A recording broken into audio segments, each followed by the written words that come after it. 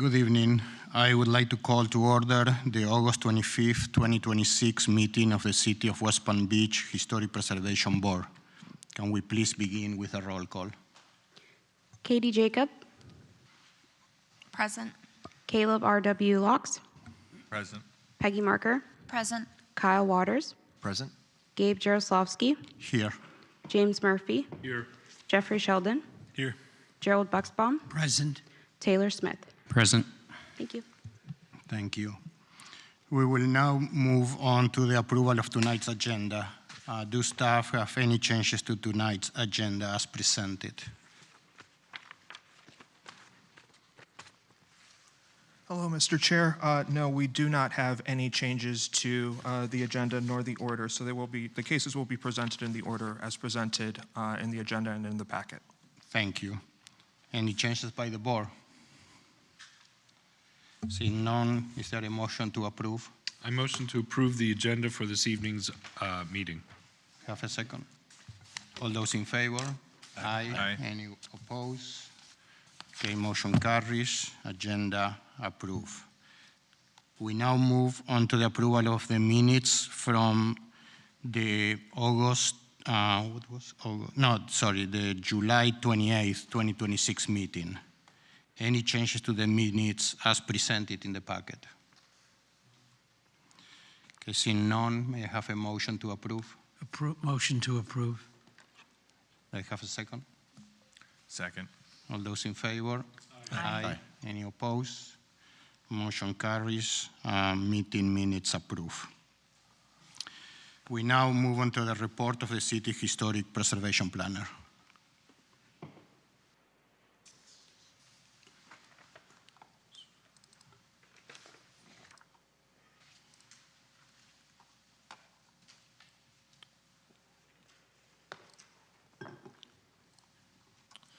All right, good afternoon, everyone. Thank you, Mr. Chair. Anthony Mendez, Interim City Historic Preservation Planner for the record. We do have a few announcements as part of my report for this month. First up is a couple of housekeeping items just for everyone in the audience. If your item gets continued this month, the resubmittal deadline for consideration for September 22nd would be submitting your revised materials to your case manager via email no later than noon on Wednesday, September 2nd, 2026. If you need additional time, you would be heard at the October 27th meeting, and the deadline would be by noon on Monday, September 21st. We have made some progress on our special exception standards in specific to the green building design. I have made some progress with Heidi King and speaking with her from our sustainability department.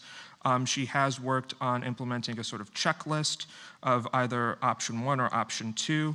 This is just a relative rough draft. Nothing is set in stone as of right now. We are going to circulate this to some of our board members if they are interested.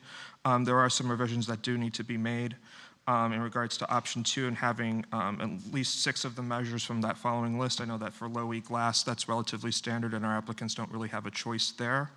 I'm also aware of LEED certification, how that's can kind of be a little outdated and how we're switching more towards the Florida Green Building Code. So I'll make some updates the next time I speak with Heidi King.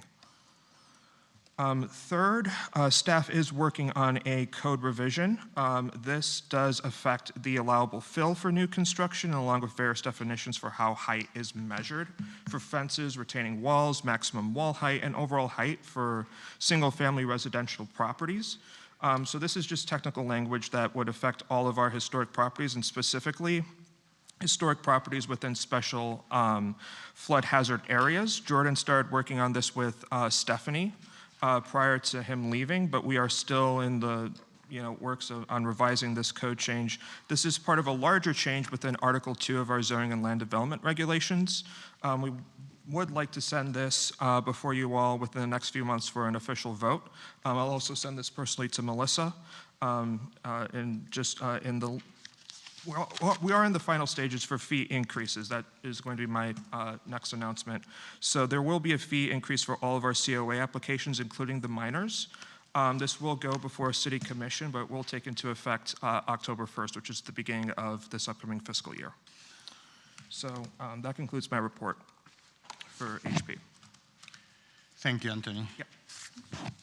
We now move on to the remarks by the chairperson.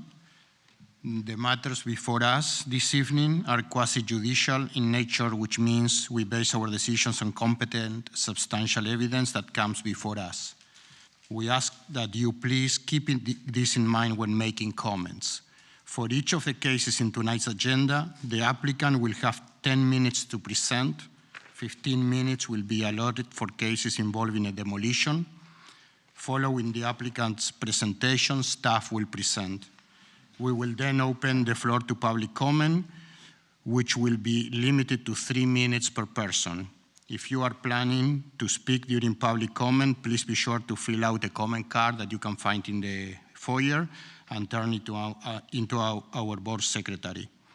After public comment, the applicant is allowed a rebuttal, which will then be followed by board deliberations, where we will render our decision.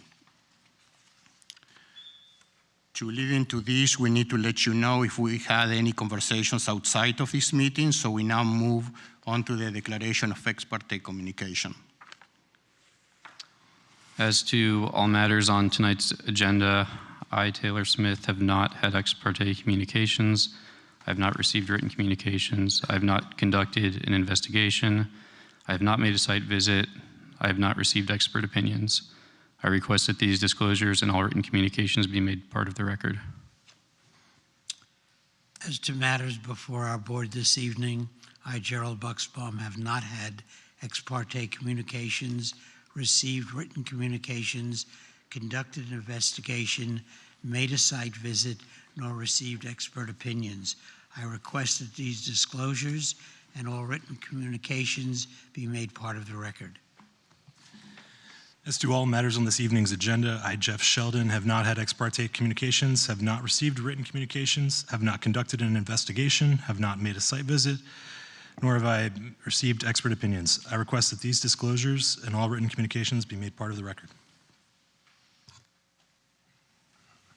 As to matter HPB 2644, 203 Lakeland Drive, I've had email correspondence with Dr. Russell Rosicki of Design Architects showing status progress of the project in direct response to some of my questions for clarification.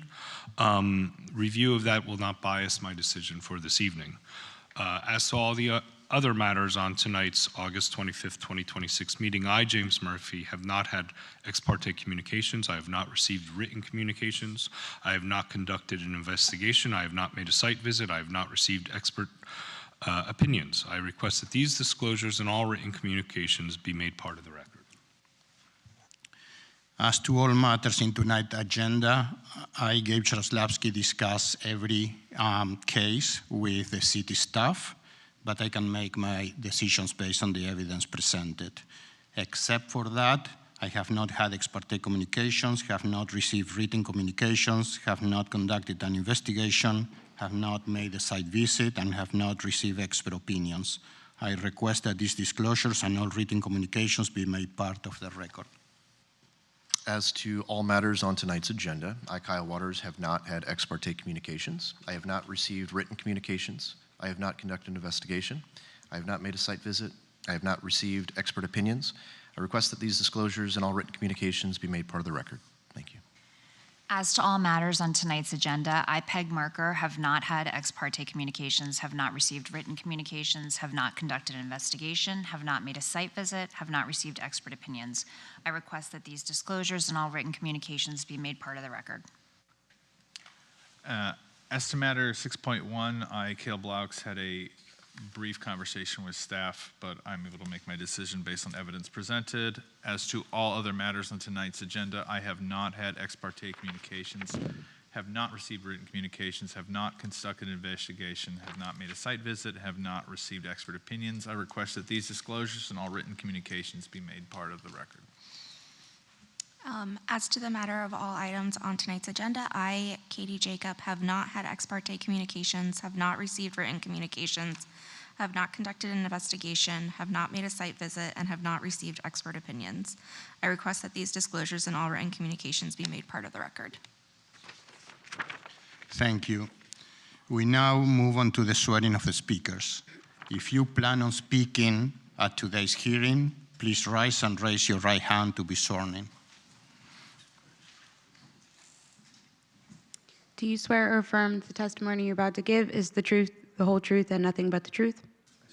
Thank you. Thank you. You may be seated. So we have, I believe, 2 consent cases on tonight's agenda. Does any board member wish to remove an item for separate discussion? Seeing none, can I please have a motion to approve the consent cases? I motion to approve both cases on the consent agenda. Second. All those in favor? Aye. Aye. Anyone opposed? Okay, motion carries. So if you are here for cases HPB 26-52 in 110 Westminster Road and HPB 26-62 in 515 30th Street, your cases are approved.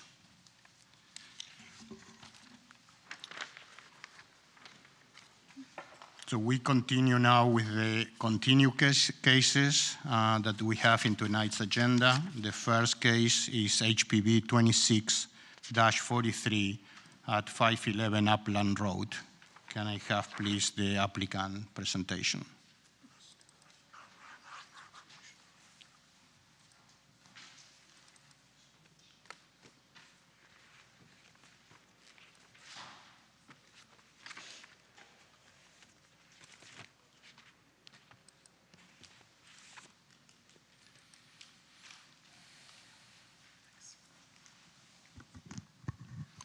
Good evening, everyone. Dr. Russell Rosicki, architect, representing the interest of Alana and Connor Pardell with their little one and family to continue to grow.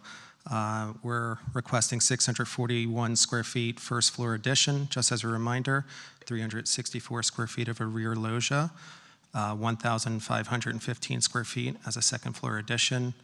You'll see in this iteration, in this watercolor depiction, that the addition has since been displaced more to the northwest, stacking above and beyond the garage, with the goal of reducing, actually increasing the space from the front lot line to the second story addition over the primary home. If you can just see the location of the banyan tree that I've located on the property, I'll mention something with respect to that momentarily. We went through these slides previously, so I'll just skip past them. And if anyone wants to refer back to them, they'll be here. There's a picture of the banyan tree.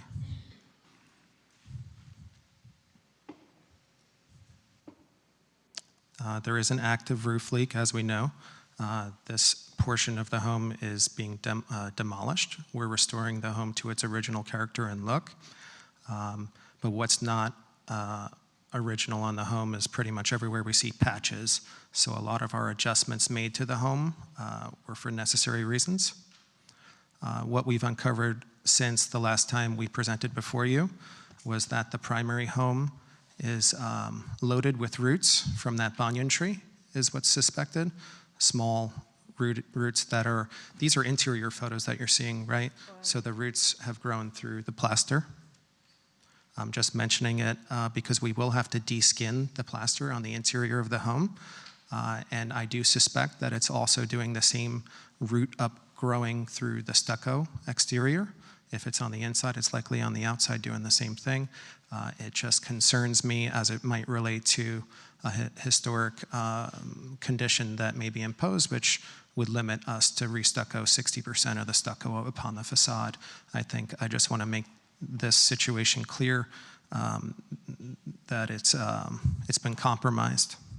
And we don't know how much it's compromised across the whole home, but I can consider the west side as mostly compromised. You're seeing a photo of the existing historic record, the green card.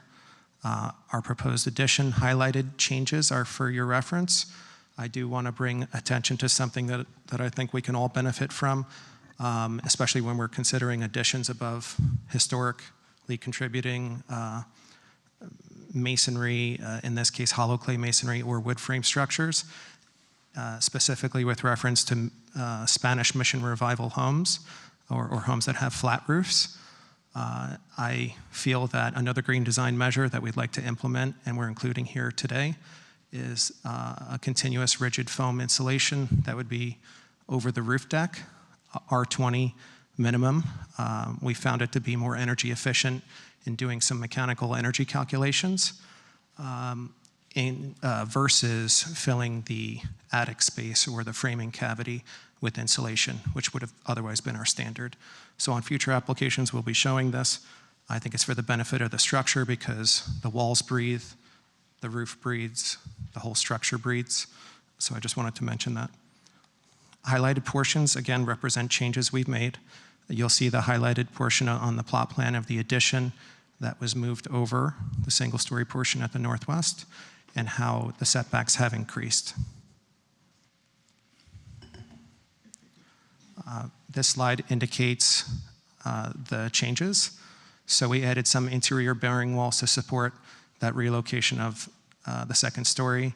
We reduced the size of the loggia by 4 inches in each direction to pronounce it a little bit better. The second floor addition is proposed beyond the garage line, 21 feet 4 inches setback. We pushed back the second floor behind the existing chimney 9 feet 3 additional.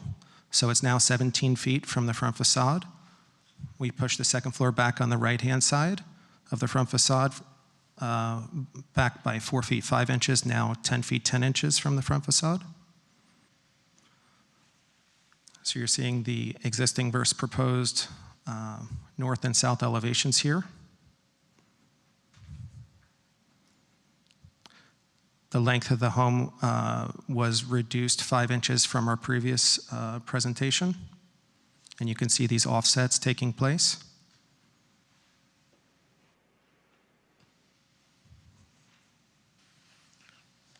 Just additional elevations showing existing versus proposed west. This home steps up very nicely. The second floor is stepped back considerably, and I'd like to say it's very tightly and properly situated. It's not an overly large second story in terms of vertical height.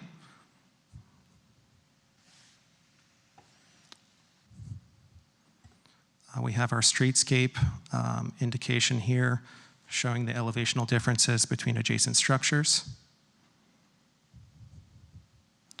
We have a few more photos, which I've shown last time, illustrating how second-story additions for mission-style homes seemed kind of tucked back, and prospectively, as viewed as a person from the sidewalk or street, they seem more hidden when they're set back. We have a slide showing materials with putty glaze muntins. I do like Pella's Reserve series. I've seen it installed. We'd like to use that here. And thank you again for your consideration. I do have additional bubbling and slides that may help answer additional questions if needed by the board. Thank you. Thank you. May I have the staff presentation, please?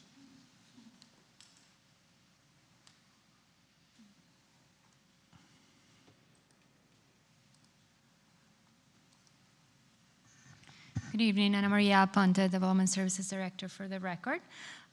This is a case that was continued from the June meeting, so some of the slides are repeat. So we already reviewed that the property is located within the Sunshine Park Historic District that was established in 2022, and the structure is a contributing structure.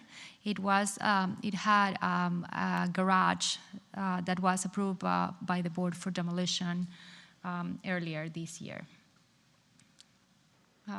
As the applicant mentioned, the house was built in 28 and is a hollow clay masonry block, mission style revival.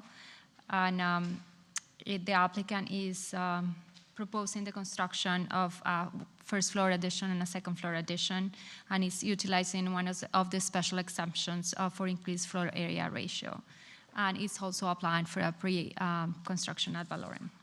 Staff review the revised application that was submitted for this meeting, and based on the zoning and land development regulations, the proposed application complies with all the requirements for setbacks and floor area ratio and lot coverage and any other zoning requirements.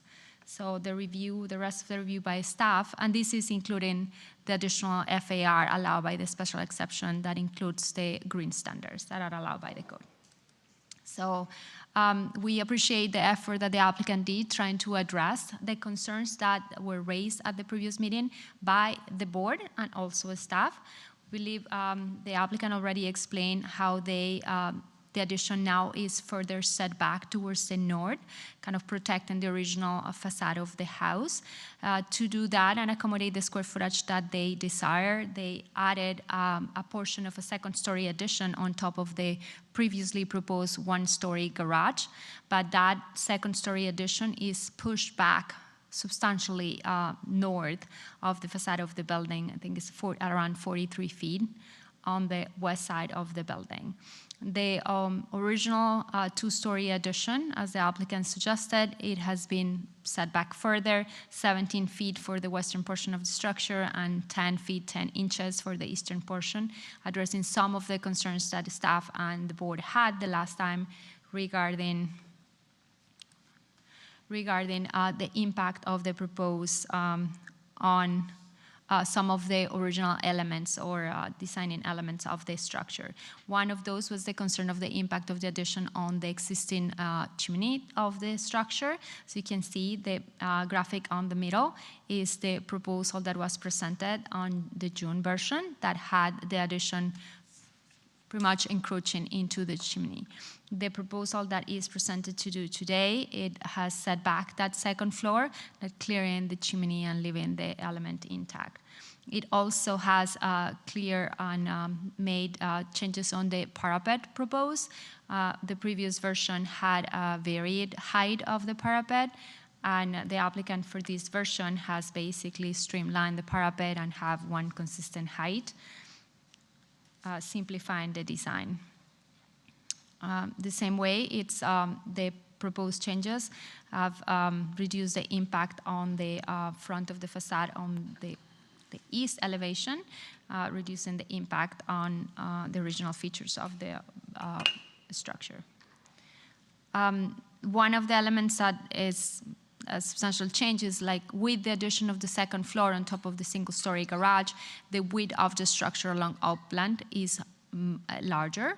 However, considering that the garage is set back so much from the front elevation, we consider that mitigates the impact of that and allows the structure to be compatible with the structure. Based on that information, staff is recommending approval of the proposed certificate of appropriateness for the project, as the project complies with the Secretary of Interior standards for rehabilitation in Section 9449C3 and additional criteria for new construction alterations in Section 9449C4. Staff is recommending 4 conditions of approval. The first one is regarding the removal of the proposed awning on top of the arch window on the front elevation, as the proposed awning is hiding one of the features of the original structure. And then staff is also adding a condition regarding compliance with the landscape requirements for the front setback. The applicant will have to demonstrate on the building permit that they comply with the requirements for the landscape on the front yard. Also, the standard requirements for glazing of clear grass on the street-facing facades, and also the material color and details for the maintenance for the proposed windows that we are requesting the applicant to present and will be reviewed by staff at the time of permitting. That concludes the staff presentation. Thank you. Questions by the board?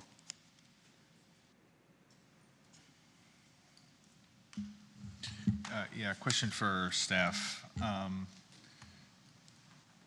How do the score lines, as in a structure like this, what's your opinion, or like, what's the staff's positions on their necessity in something like this where we have coplanar walls? Oh, sorry. Do you want to answer that?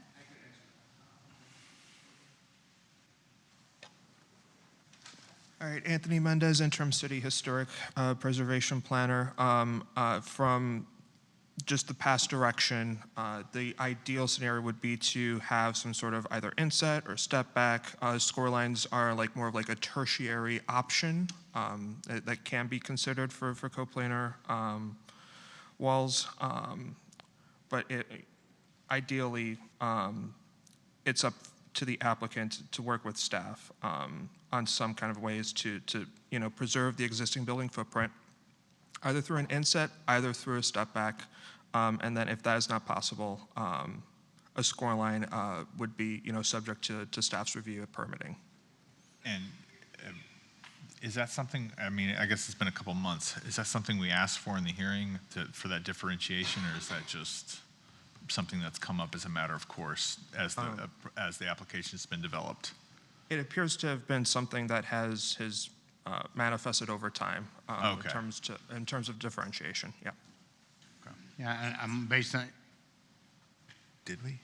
Oh, okay. and based on your comment, actually, I was going to request another score line on the garage where Well, that's all new though. the garage is not. I think, I believe It's new? everything in the western Okay. side, yeah, on the west side is Okay. new. Well, we can talk. They're proposing a scoring line here. I mean, it's very thin, but you can see it in here on this elevation to differentiate from the original single story to the added.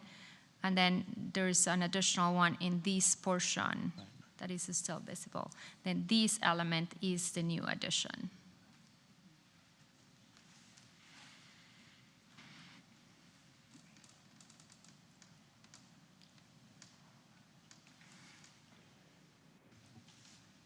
Regarding the conditions of approval, are you in agreement with them? I am, thank you, with exception for one. I'd love to talk about it a little bit more. The straight running awning, fabric awning over the arch top combo window.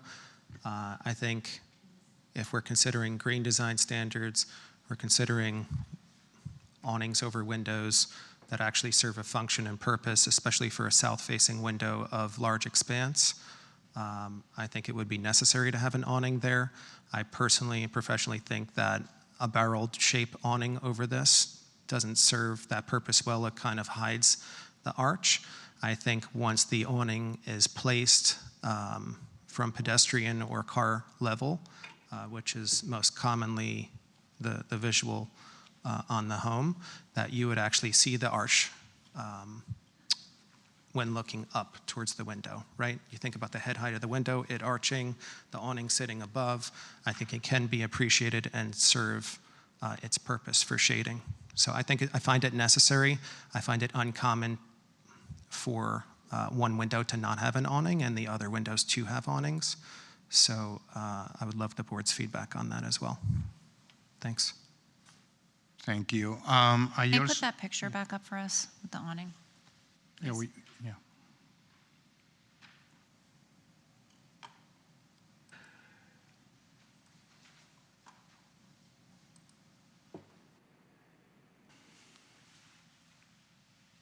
And with respect to that, I mean, we could even move it up higher if that was part of the judgment.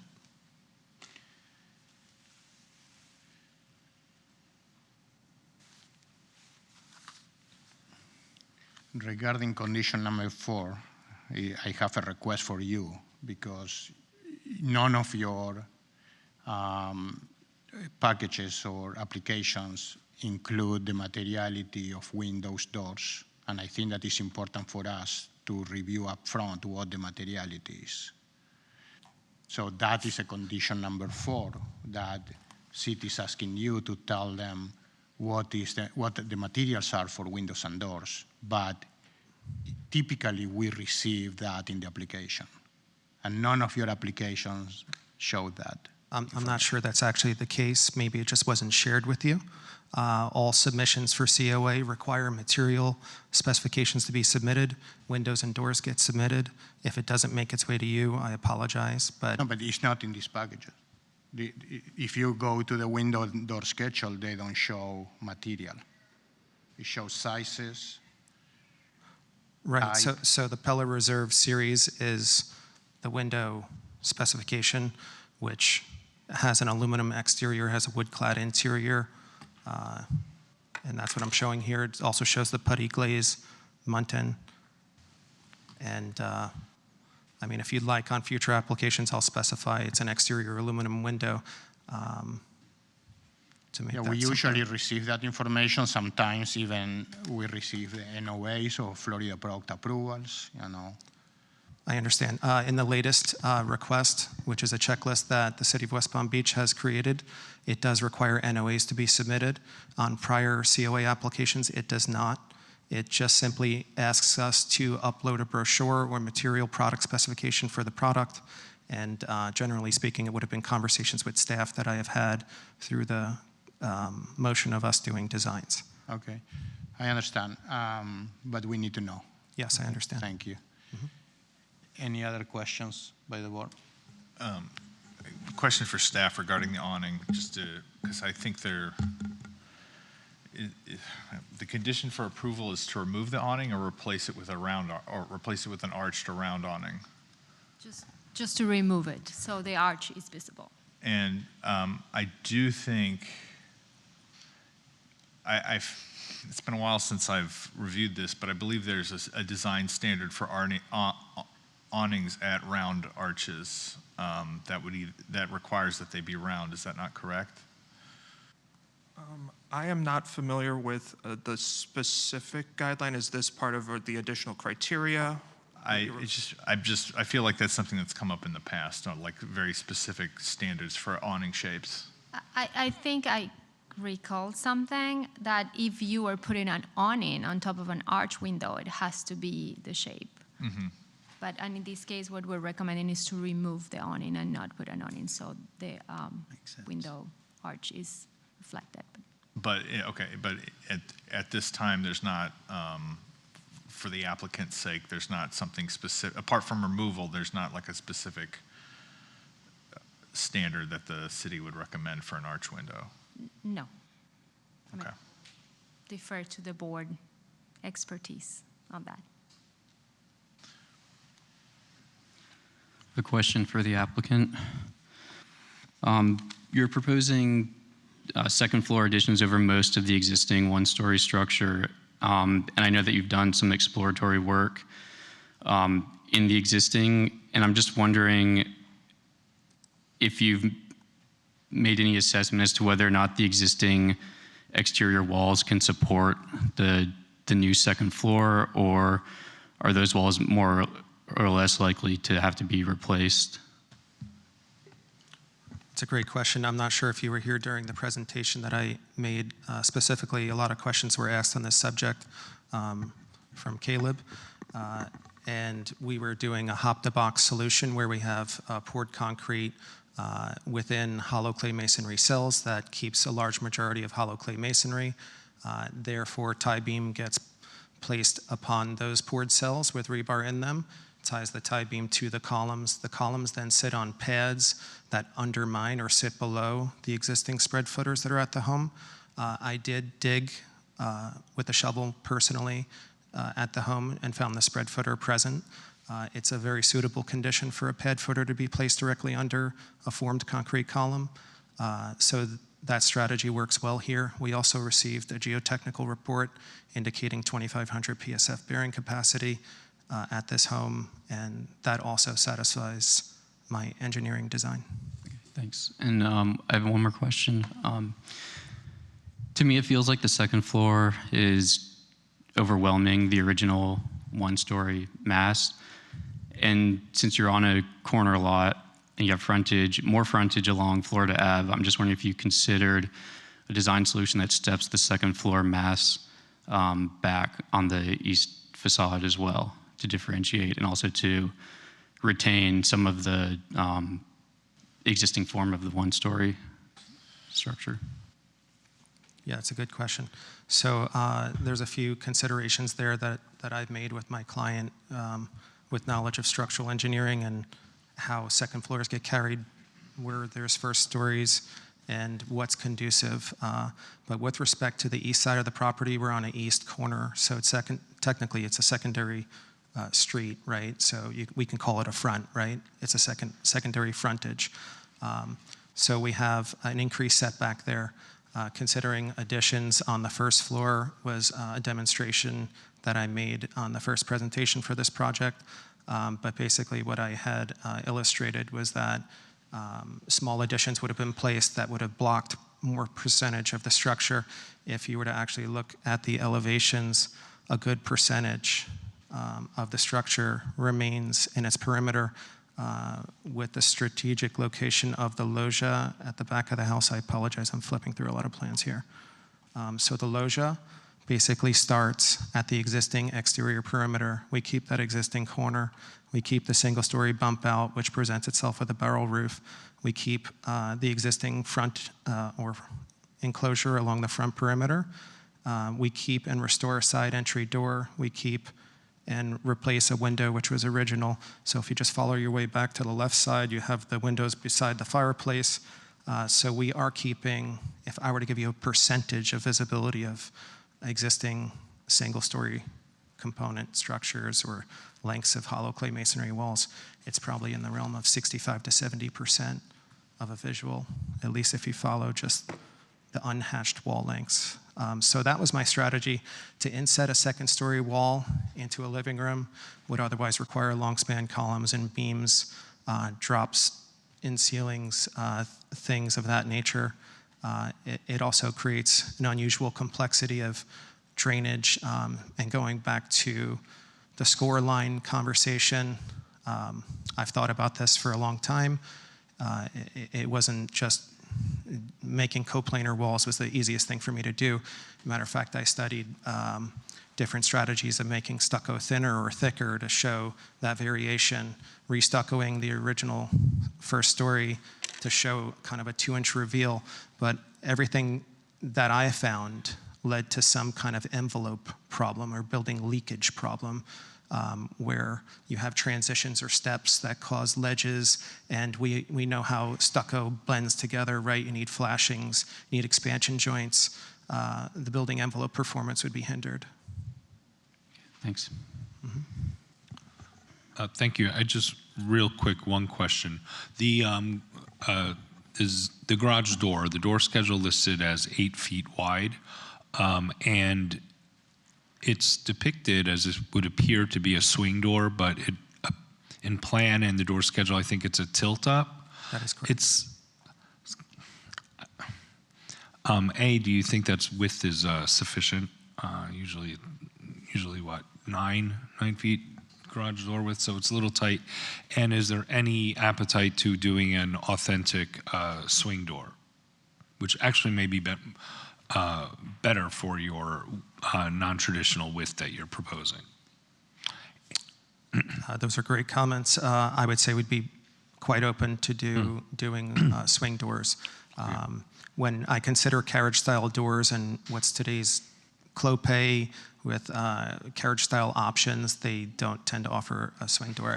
I understand that those motor mechanisms tend to cost more when they swing, but we're completely open to it. I think they seal better when they're an overhead door, but again, open to it. 8 foot is, to me, a standard door and more, let's say, in character of what would be a carriage door back then.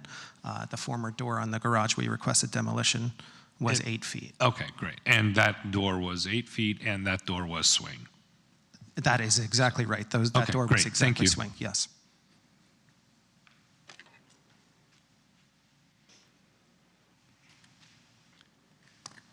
Any other questions by the board? Okay, is anyone in the audience that wish to speak on this case? Okay, seeing none, we now move into the board deliberation. I can start.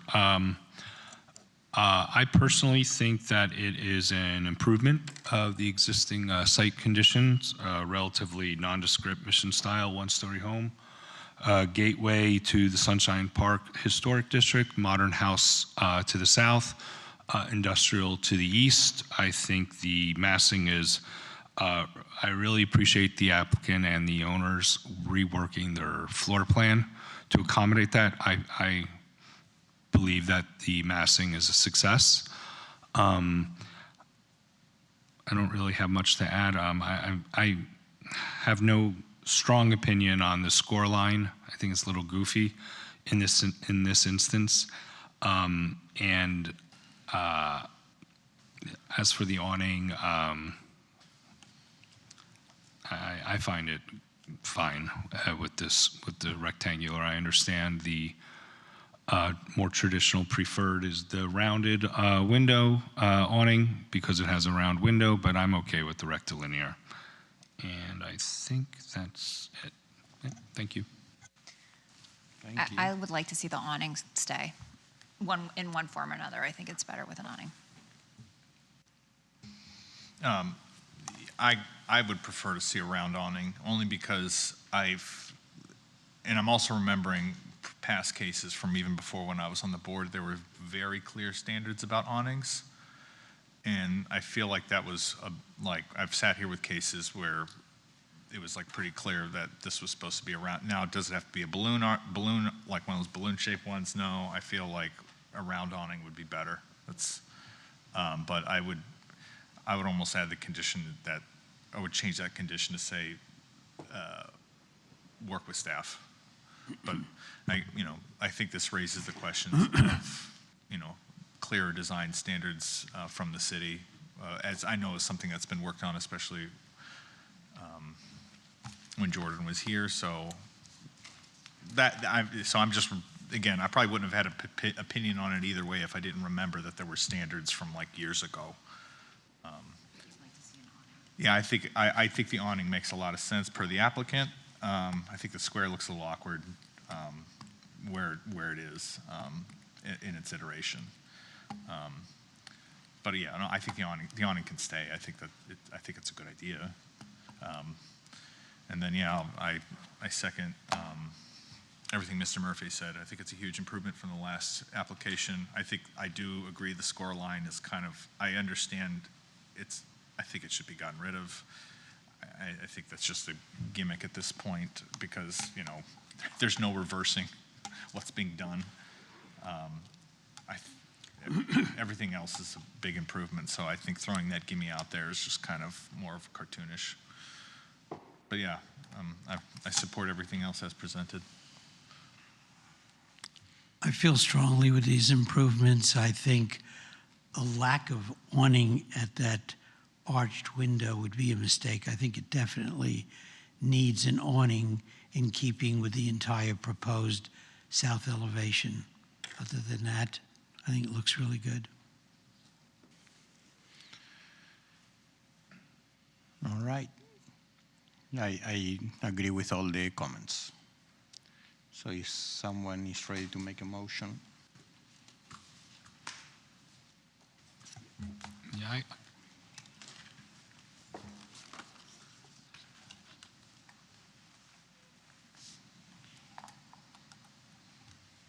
Do you want me to try? Stay present. I move that the Historic Preservation Board approve application number, which one are we on?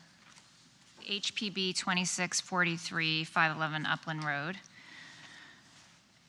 for alterations, additions in accordance with the standards 9 and 10 as set forth in section 94-49 of the city's zoning and land development regulations. The motion is based on the testimony presented along with the application submitted in the staff report, which constitute competent substantial evidence.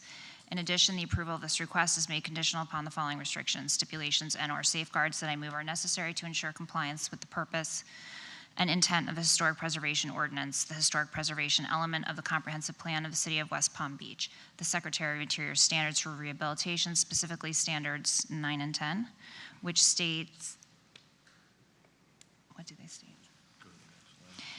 and the additional compatibility criteria set forth in section 9449 of the city's zoning and land development regulations, specifically criteria 9 and 10. The conditions include the conditions 1 through 4 as stated in today's staff report. Ms. Marker, I believe we're modifying condition 1. Thank you. With the modification of condition 1, allowing a round awning, is that the final? Well, it's allowing them to keep the awning, but work Allowing the with awning, staff work on with its staff to iteration. determine the form. Sounds good. Is that good? Second. All those in favor? Aye. Aye. Aye. Anyone opposed? Motion carries. Application approved, and thank you for always working with us. Right? Do we need a second motion for what? The ad valorem? No, they're typically approved in one motion. Okay. That's just 2 file numbers. Okay. Next case in the continue items list is HPB 26-44, 203 Lakeland Drive. If we can have the applicant presentation, please.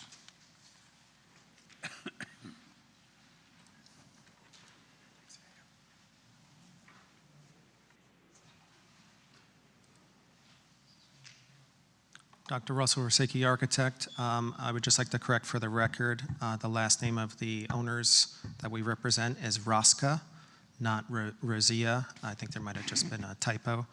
So it's R-O-S-C-A. Sergio and Alina Rosca. So we've presented this application before. We're here again with changes that we've made to satisfy some staff comments, board comments received, and I think they were all for the better, to be honest. I think this depiction and illustration of what it looks like really shows and gives justice to the original cottage, which we've removed former additions that were very poorly built from it. Basically, we've elevated it to be higher than the base flood elevation. So you'll see the brick along the perimeter base, and then you'll see a series of steps that lead up to a stoop at the entry at both the front and the rear of the cottage. Here's another depiction, this time from the corner. And we'll look at things and talk about this bay window.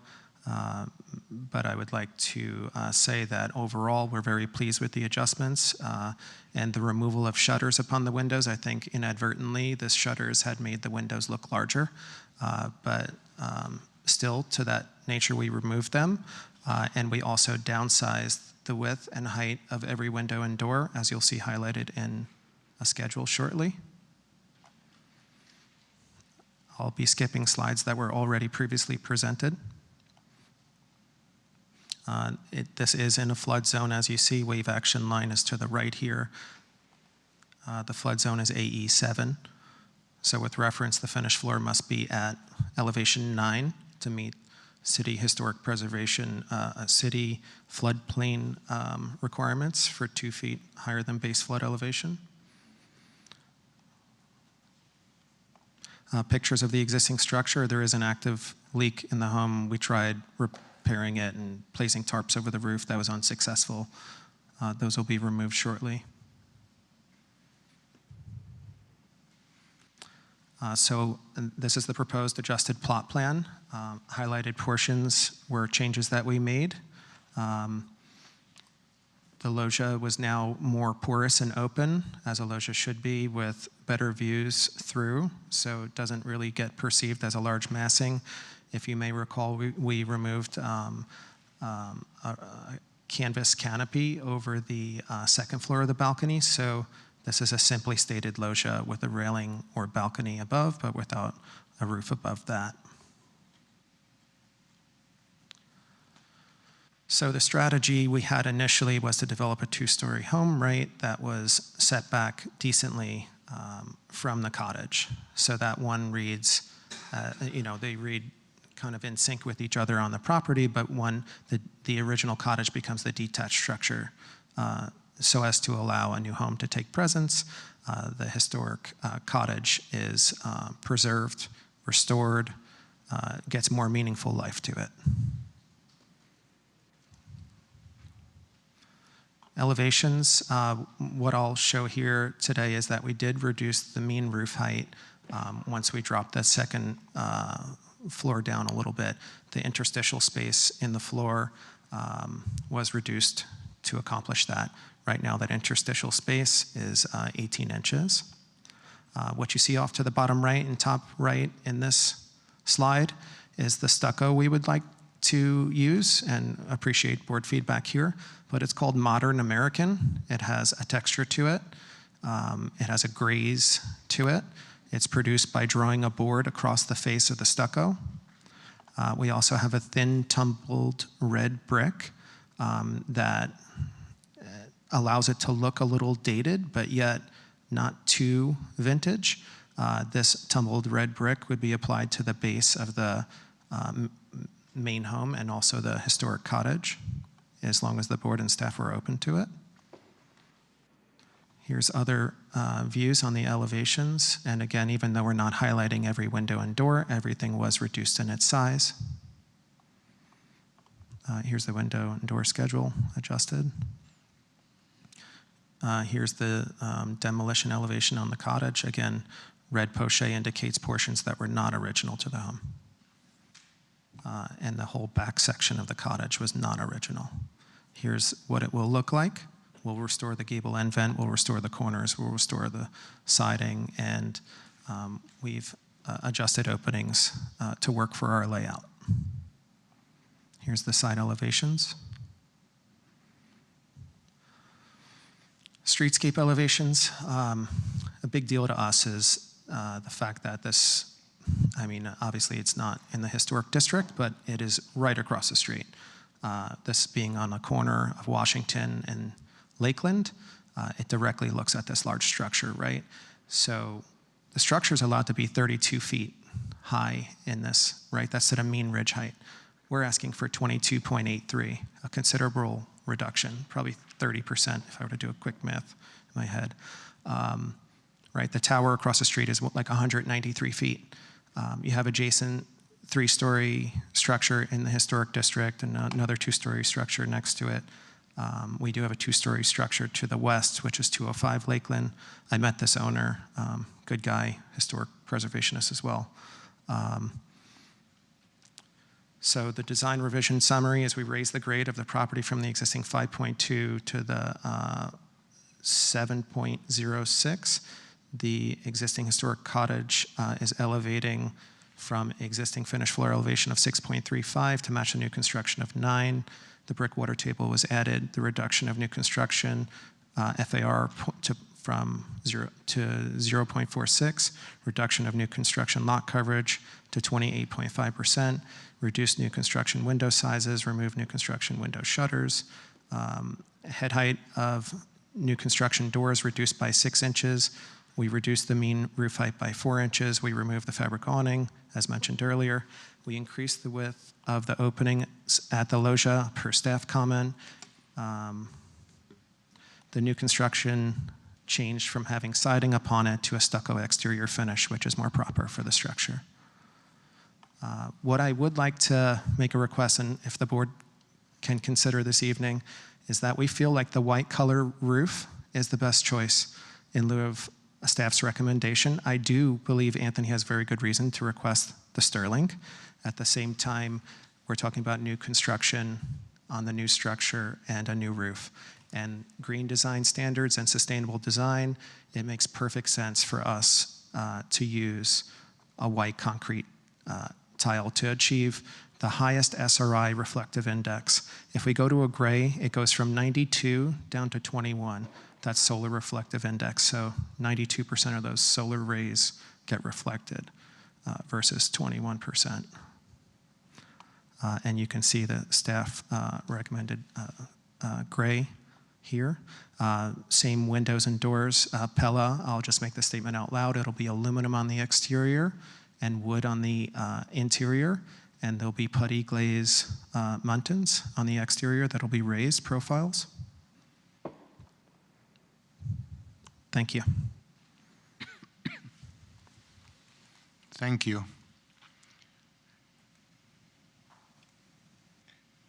Can we have the staff report, please?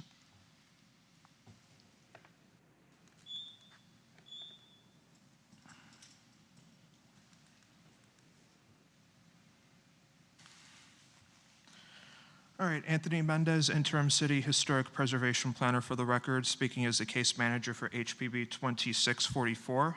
This case was most recently heard in June. Last month, the applicant did request a deferral to August.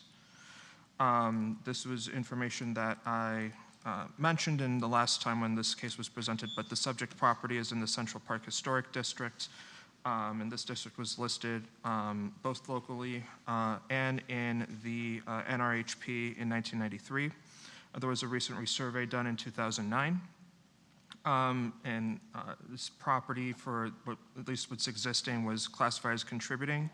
1920s contributing structures. They're very ubiquitous throughout our city, but there was a second period of significance within this district. And that per that resurvey from 1950 to 1960, this is more emblematic of that post-World War II development.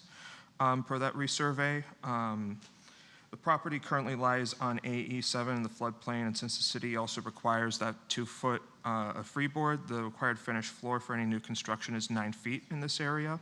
After board feedback from last June, the applicant is proposing to raise what is left of the existing structure.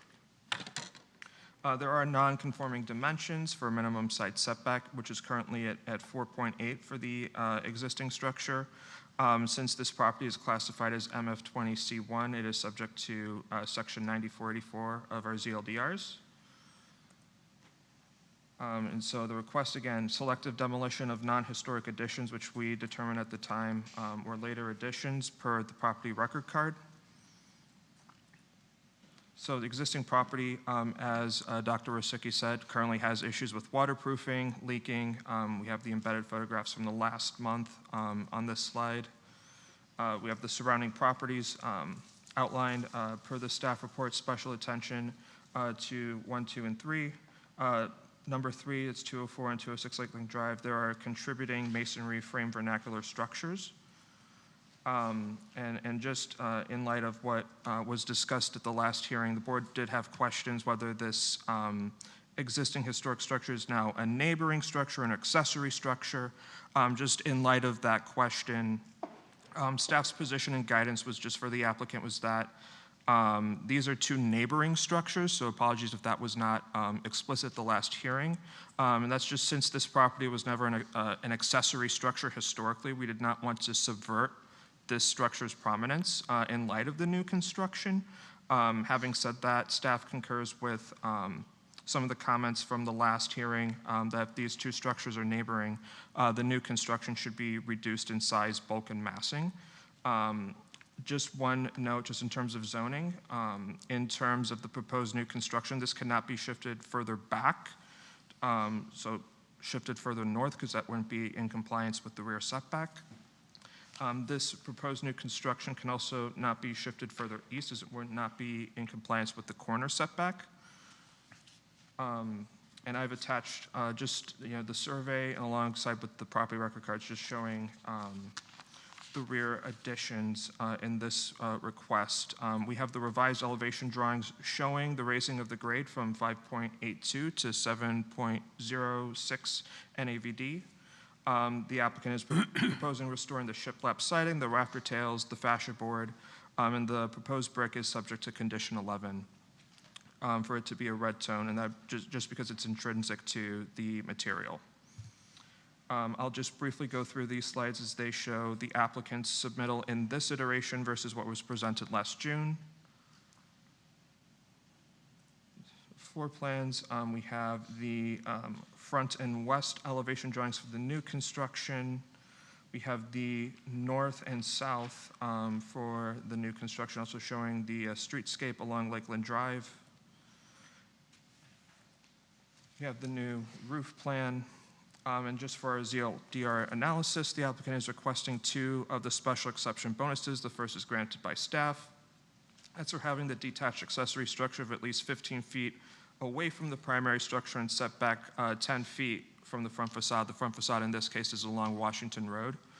And so for the board-approved special exception, that is for green building standards. So that's a total of 5% increase for lot coverage and a total of 3% for floor area ratio. So in this latest submittal, we still have concerns, but we are recommending approval with conditions for this meeting.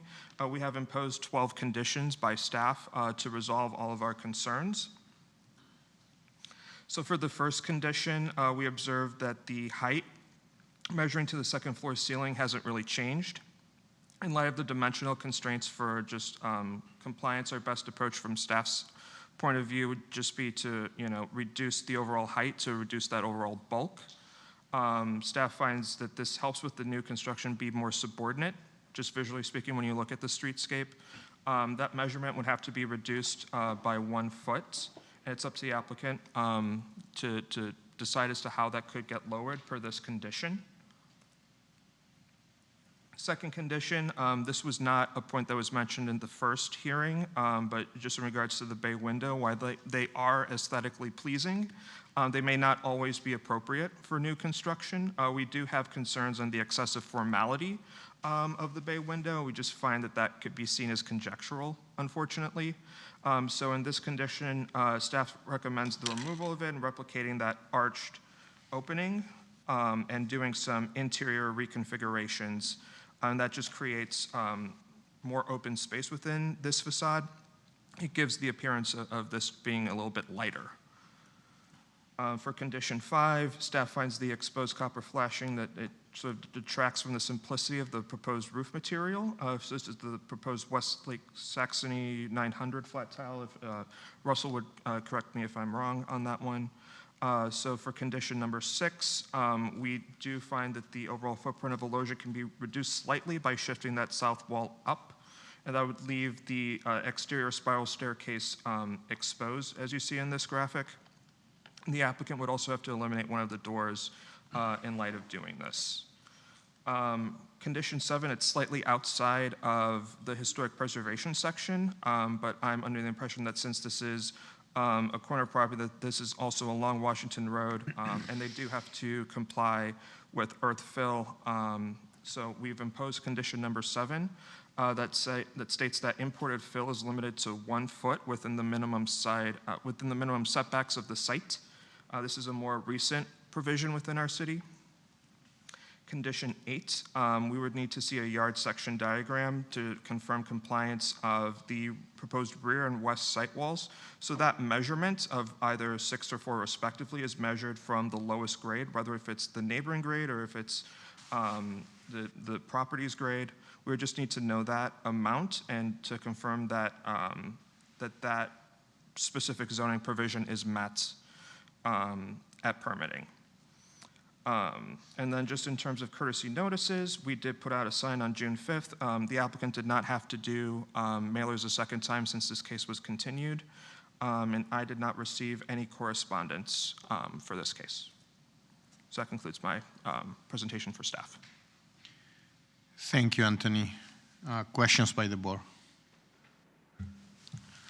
Question for the applicant. Can you pull up that roof albedo chart?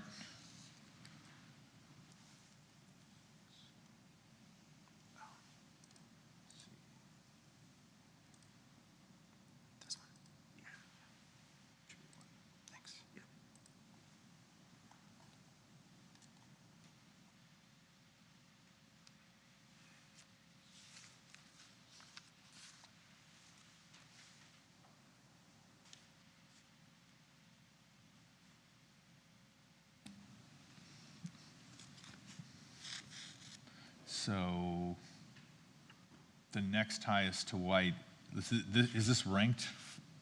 Yeah, so the next highest would be the Mission Sunset color. Okay. Oh, and then you mentioned the Pella Reserve. Where are you using the Unilux? The Unilux is for one of the tall doors, one of the doors. Okay.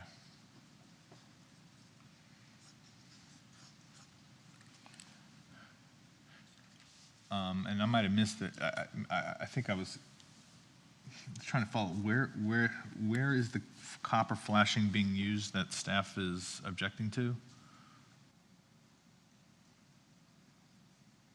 It's used where the single-story element on the south reaches adjacency with the two-story. You can see it. Where it would meet the wall? Yeah, so I mean, with a masonry structure and flashing, the stucco kind of can't just go over flashing, right? Because it kind of breaks off on its own. So you usually have to make some reveal, whether the stucco's cut up. So the stepping of flashing, I just thought was a nice touch if it was copper, just like you would at a chimney. But this would be understated. It's not like a 6 or 8 inch stepped flashing. It's more of just a linear stepped. Okay. If you leave that elevation, I have a comment regarding the south elevation. So you have the 2 taller windows on the second floor on the right and the 2 shorter on the left, right? On the second floor. Oh, on the second floor, 2 taller on the right, 2 shorter on the left, correct. My opinion is that one, the one that you have your mouse there, should be taller than the other 2, because it doesn't make any sense, right, to have it shorter. It's actually balancing the facade for no reason. Yeah, I can agree. I mean, the only reason of mine I could say is that in a shower you wouldn't want a tall window, but that's not a good response. Anyway. That's not a good response. Visually, I would agree with you. Yeah. But from an exterior standpoint, Yes, I think that I will agree. balance I agree. the facade better. Yes. Any comments regarding the conditions of approval? Thank you for asking. Yes, I mean, I really think the bay window is up for discussion. I would love for the board to discuss it. If you truly feel it doesn't belong, I could understand. Here it is an elevation view. It kind of finishes at its top point at the break band. It gives a little pop off the left facade. I think it gives some rhythm to the structure. It kind of exemplifies that I'm not trying to make it conjectural, but I would say bay windows are in new construction and they're in historic construction, and they're generally located where you get perspective views. This happens to be one of those. You're kind of seeing across and out all 3 sides. Sure, it's in a bedroom. I would consider the room that it's in more of like a study. For our purposes, it's on the ground level, right? The more materialized bedrooms that are larger are upstairs. So this location front facing, it makes sense to me to break up the monolithicness of an L-shaped structure. And then if I can just go to the perspective in this view, it's not really seen. But let me see if I can get another view for you.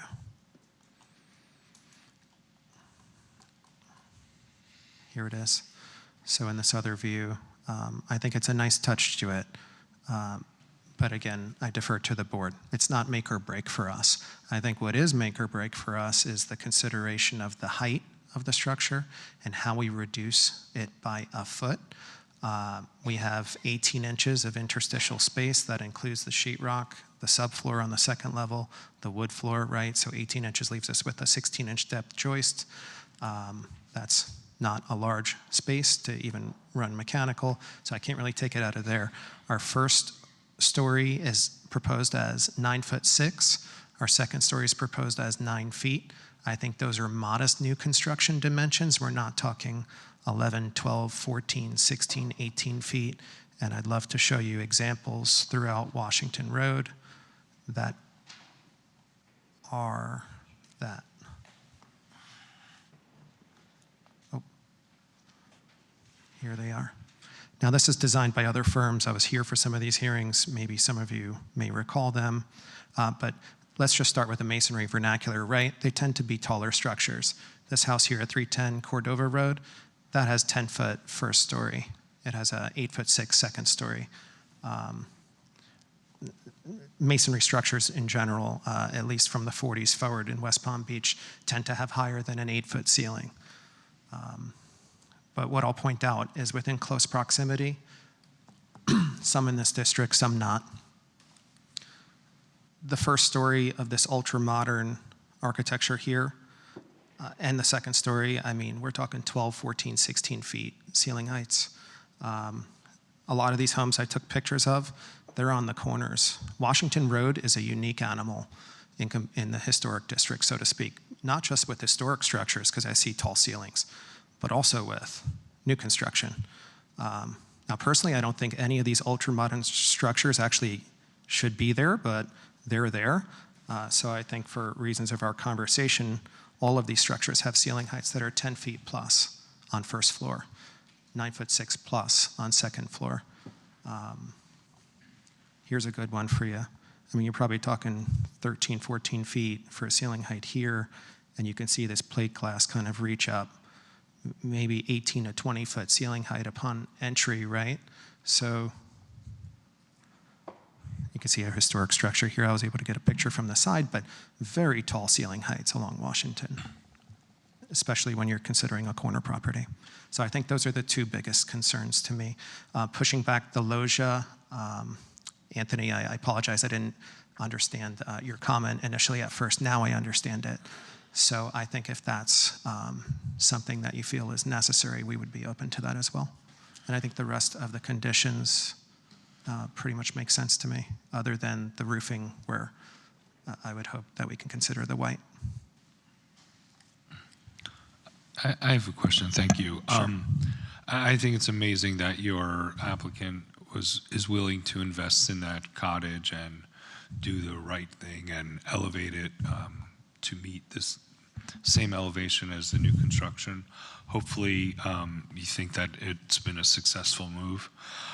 Did you explore incorporating any sideboard to the proposed new construction?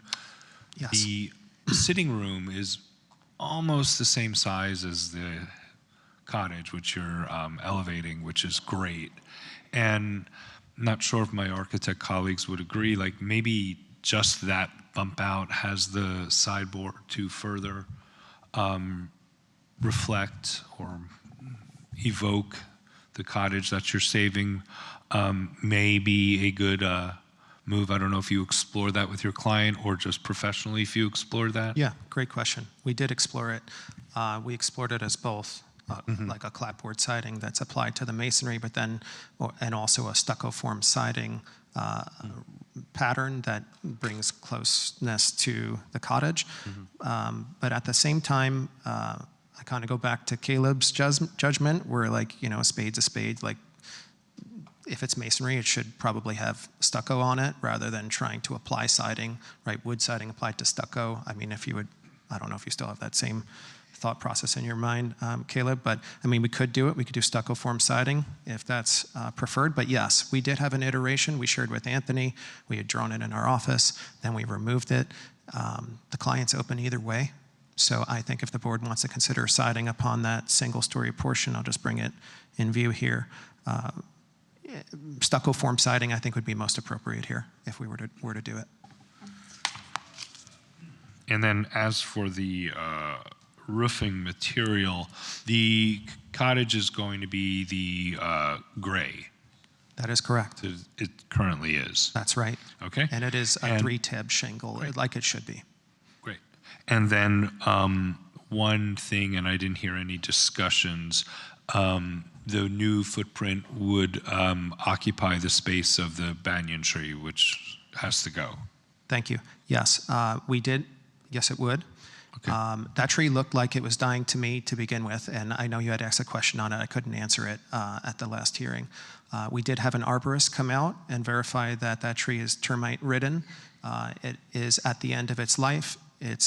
I mean, photos show that as well, but if you'd like for the record, I can refer to the arborist. Okay. No, I just wanted clarification. Okay. Thank you. Yes. And the other things I'll keep for myself and share with the colleagues. Thank you. Thank you.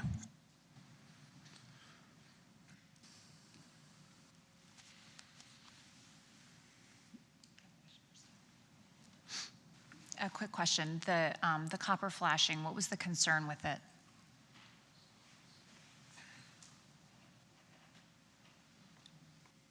So the concern for the copper flashing was that it would be very prevalent. If you were to look at it just along the south elevation, I thought that this was something that was going to be shown through the ridges from this notation. So that was where my concern arose in the evaluation. It sounded like from Dr. Rosicki's presentation that it's just that one area. Is that still a concern for you, or are you comfortable with it as I'm more outlined? comfortable with it now. Okay. Now that I have that clarification. Thank you.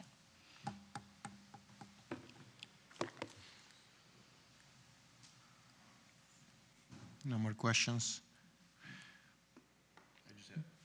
One really simple one.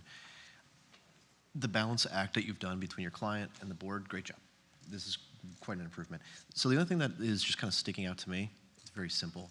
The front door. I actually think it might be best wider to kind of complement the windows above it.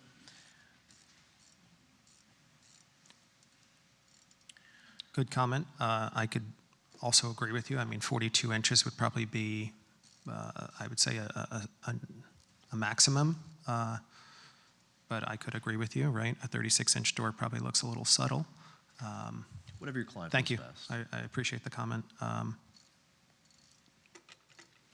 It's an opportunity to make it wider, I think. Thank you. I'll definitely consider that, and I'll coordinate with Anthony on it.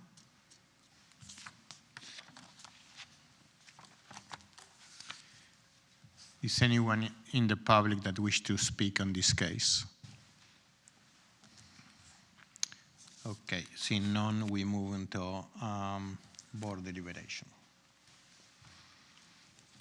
I'm very supportive of the application as presented. I don't think the lowering in the height in this scenario is necessary. It's on the fringe of the district. Washington can accommodate the greater height. We're not talking about a mid-block or a mid-corner condition within the district.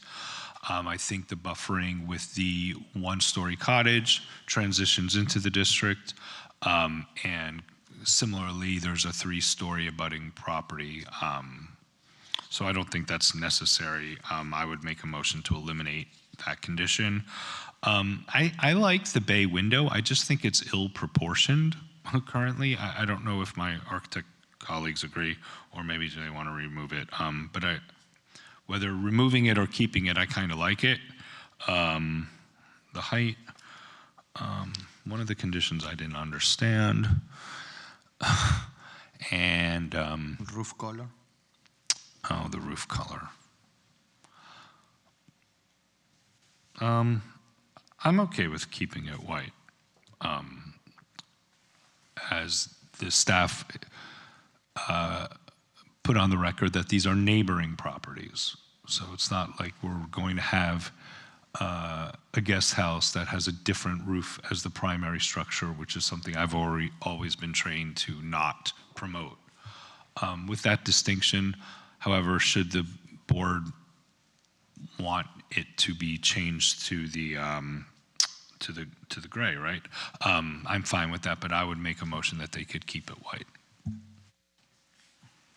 Thank you. I like the copper flashing. I like the bay window. I would like to see the roof be gray. I agree with that condition. I like your idea about trying to match the texture of the siding on that one section of the house. I think that was like an interesting idea. Those are my thoughts. I'm okay with the height. I think it's appropriate. I don't think it's obnoxious. What condition is the roof color noted? It's the first one? No, that's the height. Here, I'll pull it up. No, what the roof color is.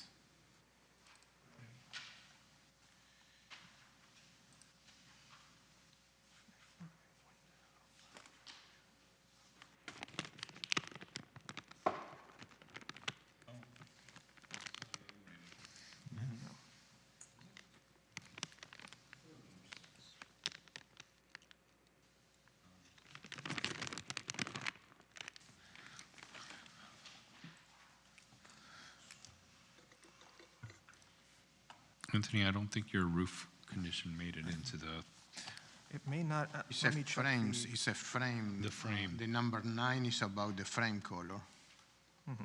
Yeah. Well, regardless, maybe it's a potential 13.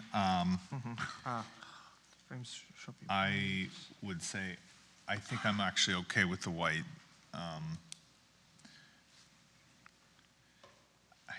I actually don't think it's wrong. I was asking for actually the SRI chart because actually I almost think I've seen plenty of examples have red, which I think the applicant actually provided some examples, but also given the fact that with the green building standards they're trying to go for, I feel like that's like one thing that is actually a legitimate thing to go for is a high albedo roof. So I don't think it's so weird to go with white. I think white would be appropriate.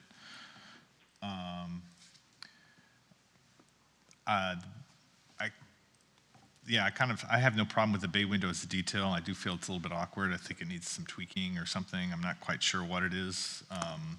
too high? It's like too tall or it's too pinched to the corner. I feel like I would adjust to say just adjust it. I know there's precedence. I can think of like a couple in El Cid, which isn't technically this. I'm sure there's others in Southland Park. I don't think it's a bad idea. I just think it's it just feels awkward, that's all. And we're talking about I would remove 5 of the copper flashing. I think we're all okay with that. Oh, and then, so I had 2 other comments. So the garage bump out, I think that needs some resolution. I think where that roof is, it's like, let's call it, it's rooflet over it, should not have an eave condition that matches the main roof. It should have a smaller eave.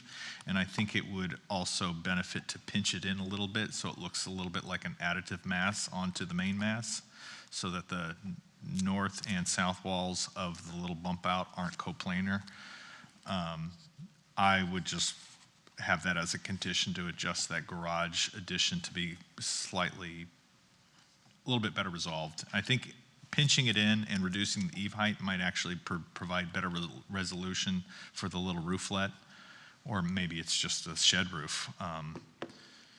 And then I think those arches should be simple, like ellipses, not some sort of, I don't know what that complex arch shape. I think it's like a Tudor or something. I think if it was just simple lips, it would really clean it up and be more appropriate for the style. But I have no issue with the height, actually. I agree with Mr. Murphy's comments. I will say I would push back if this was somewhere else on, especially with, getting roof height with raised cord trusses on the second floor and the interstitial spaces, but I kind of agree in its current context, it's an appropriate height. So, so apart from those other comments I made, I think I'm pretty much okay with almost every condition, editing 2, removing 5, leaving the roof. I'm okay. I mean, I don't have a problem with the height. The bay window as executed, I don't like it, and I think that it's a good idea to have the loggia expanding a little bit, but, I am open to hear from the majority. Well, now that you say that, I feel like if you did an arch that had like a bay window inserted in it a little bit, I'd have to pull up some examples and do some precedent research, but I feel like it's something I've seen, like the arch was filled in. That might look more consistent. I don't want to make assumptions on how to design it, but it does feel a little bit weird. Mm-hmm. But maybe that's a good idea. I don't know. I feel like I'll work with staff on that one as a solution. I feel that the copper flashing, if we are going to go with a white roof, which I don't like it much. I like a white roof, but not for this. But I don't think that I think the copper flashing is going to stand out, and it's not going to look nice. If the roof is going to be white, the stock is going to be white, the copper flashing is going to be an accent that shouldn't be there. No. No? And I want to add the condition of approval for that window, the left window on the second floor, that I think that should be taller.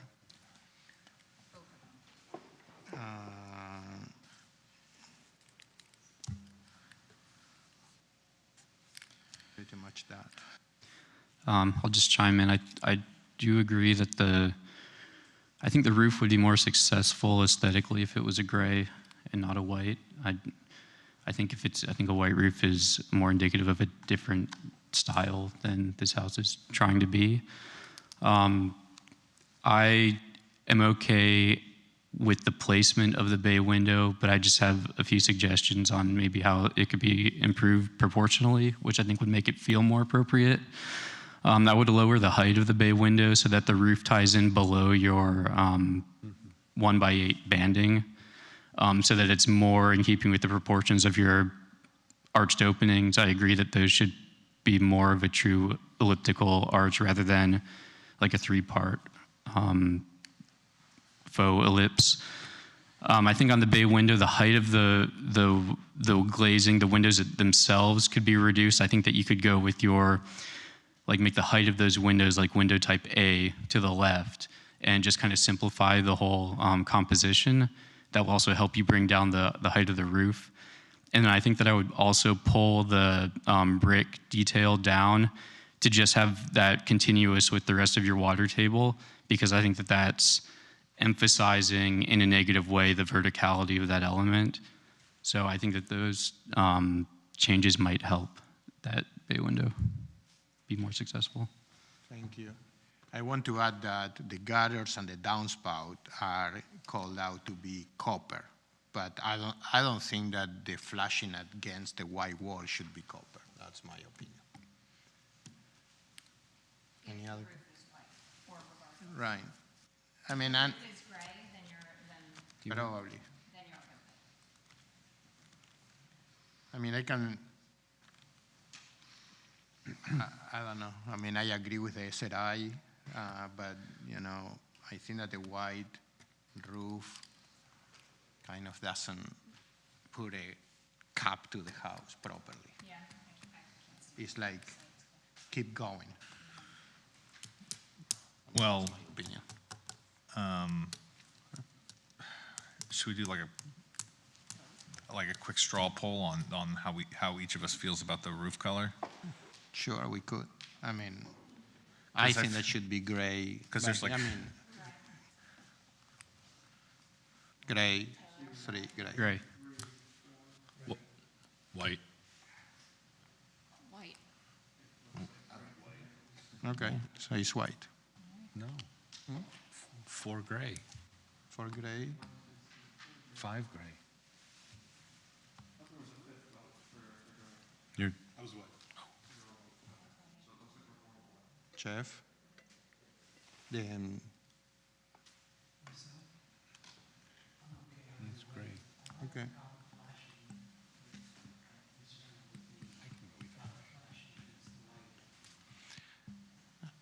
Somebody who wants to make a motion makes the decision. okay. All right, well, there's a few things here. Let me get the conditions up.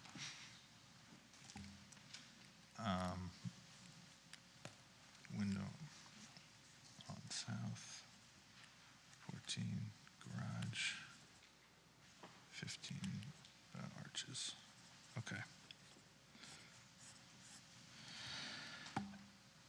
Unless we convince the applicant already, that should be great, but I don't know, it's up to you. Do great. I'd love to say I'm okay either way, but no, I'm going to come with a decision here. I'm going to say what is fairly consistent with slope roofs throughout this district and other districts. As much as I like white, as much as the reason why I introduced it was for green design, I do tend to agree that the cap should generally be darker, especially if we're talking about masonry vernacular. Thank you very much. Okay, so then, okay, then if that was the case, I would, let's say if we, that doesn't even have to be as a condition then. It does, because the drawings show it as white. They do? Oh, yeah, okay, so then we gotta go 16 gray roof. Okay. And then in which case, omit 5, I think. Okay. Here we go. And omit 1. Okay. I move that Historic Preservation Board approve application number HPB 26-44 for alterations, additions, and new construction according with the standards 9 and 10 as set forth in section 9449 of the city's zoning and land development regulations. The motion is based on testimony presented along with the application submitted and the staff report, which constitute competent substantial evidence. In addition, the approval of this request is made conditional upon the following restrictions, stipulations, and/or safeguards that I move are necessary to ensure compliance with the purpose and intent of the Historic Preservation Ordinance, the Historic Preservation element of the Comprehensive Plan of the City of West Palm Beach, the Secretary of Interior standards for rehabilitation, and/or the additional compatibility criteria set forth in Section 94-49 of the city's zoning and land development regulations. These conditions include the following. The 1 through 12 in the staff report, with the exception of omitting condition 1, condition 5, revising condition 2 that the bay window shall be revised, and work with staff to adjust the design per the comments made in this hearing.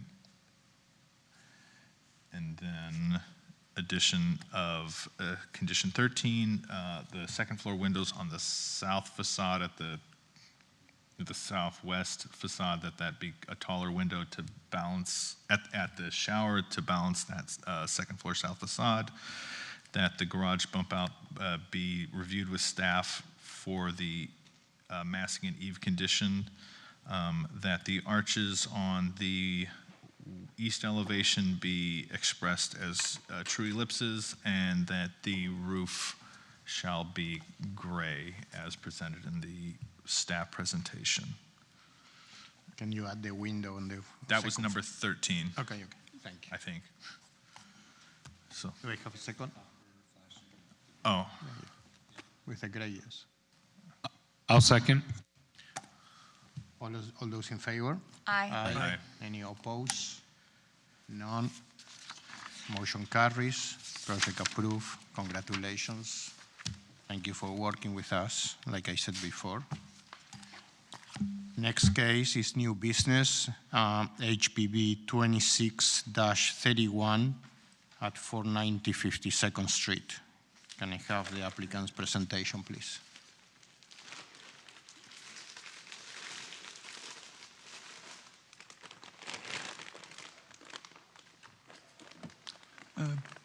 Good evening. We went from afternoon to evening, I guess, in the course of this. My name is David Lawrence with David Lawrence Architecture. I'm representing Mimi Puan and Jonathan Lisnoff. This will be their personal home at 490 52nd Street in West Palm Beach. We're on a little bit of a journey with this. We did do a completely different submittal, so this is our second submittal. You guys never saw the first one because staff didn't like it, and they made a bunch of suggestions and changes, and we completely redid it to accommodate what they were interested in doing, and we agreed with them. So here we are. What I'll do is start with the context. Photo number 1 is the existing site. We've gone back and looked at the historic records. We can't seem to find any instance of anything that was here before to get any kind of clues from, to try to make some reference to. A lot of the houses, you can see the house immediately to the east, 1 story, the house 2 doors to the east, 2 story, and then if you look at across the street, kind of diagonal, this item, let's see which number was that. Glasses don't work too well. So we have a couple of, I guess the point I want to make is we do have a couple of 2-story houses on the street. in the context. The preponderance of it is kind of a 50s kind of ranch type thing. So we took our cues from that and also the direction of staff. So that's the context. This is the site plan. It's at the corner of 52nd Street and Spruce. So what we did was create an entrance, one entrance to be more of a guest entrance motor place for parking for guests. And then this would be to serve the accessory structure garage with one parking place for my client. So that having been said, you can see that we're compliant with all setbacks. If you look carefully, you can see where the second story setbacks are set back well beyond with respect to our wall height requirements.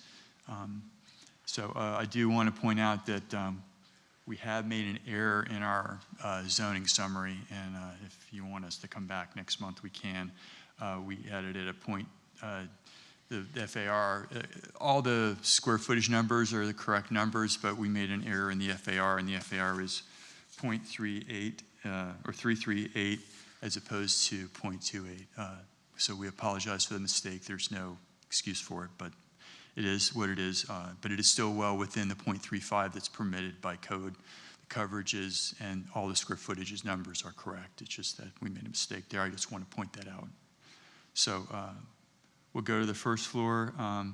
The primary bedroom and living spaces are on the first floor: kitchen, family room, dining room, and you can see the accessory structure in the back. And we have a porch here. Second floor, as you can see from our roof lines, what we're trying to do, given the preponderance of houses that are in this immediate vicinity that are one story, we tried to push the two-story back, provide roof on all four sides so that we could kind of soften that two-story portion of the plan. You can see it there. And the hips are a little more gentle, so they soften the two-story.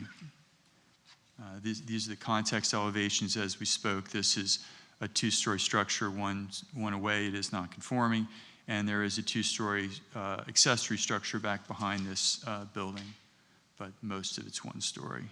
But we borrowed our cues from the more 50s type, I want to say ranch, but anyway. So we'll talk a little bit about the elevation. Studying the area, we felt that the entrance should be more of a much more subtle entrance as we studied the buildings in the area. So we came up with this gentle slope and these more delicate columns that seem to be indicative of what's in the area. In the back, you can see the porch. One of staff's comments was that they wanted us to change this to French doors. What I would like to offer is that since this is the preponderance of the architecture in the area is 50s, the 50s, they had sliding glass doors. And so, I would understand if this was in like someplace where you had the 20s or 30s, where that didn't come into existence. So we would respectfully request that we be allowed to do the sliding glass doors, given that vintage would have permitted that type of door. But if it's your opinion that they need to be French doors, we'll live with that. So we have the flat concrete tile, the stucco we had as a smooth. They wanted a light texture. We have no issue with that. We did work with staff to change the windows to more casement type. They are aluminum, white ESP. These are side elevations. This side, let's see. This is the spruce side, and we try to provide, even though it's a side elevation, ample windows so that it would offer a nice appearance along spruce. So this is first floor. The ceiling heights are at 9 feet. Second floor ceiling heights are at 8'2" with vaults. So we're trying to respect the neighborhood area and not make things inordinately tall. And I think, hopefully, you'll agree with us that we've done that. And the materials, just the Saxony or something, a flat concrete tile, white ESP aluminum windows, and and I guess clear glass. So there's the window schedule that shows those. So these are the perspectives. This is from 52nd Street, kind of showing more of an asymmetrical composition, which is keeping it with this style of architecture that's prevalent in this area. That was part of what staff had asked us to do, was to come up with something more asymmetrical, which we did. And I think that the front perspective is just a little bit better. This is taken from the corner of, pretty close to the corner of Spruce and 52nd Street. So that gives you an idea of what it's going to look like. And we feel that it's a good fit for the neighborhood. We feel we've borrowed cues from the adjacent properties and adjacent architecture, and we hope that you agree. Thank you. Thank you very much. If you have any questions. After the staff presentation, thank you.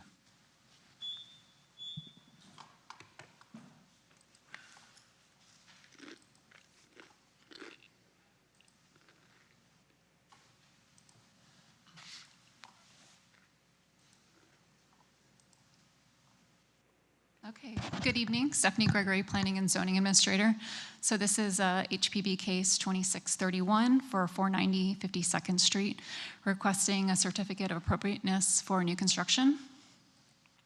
So this parcel is vacant and located within the Northwood Harbor Historic District, which contains a notable concentration of masonry vernacular and masonry minimal traditional style.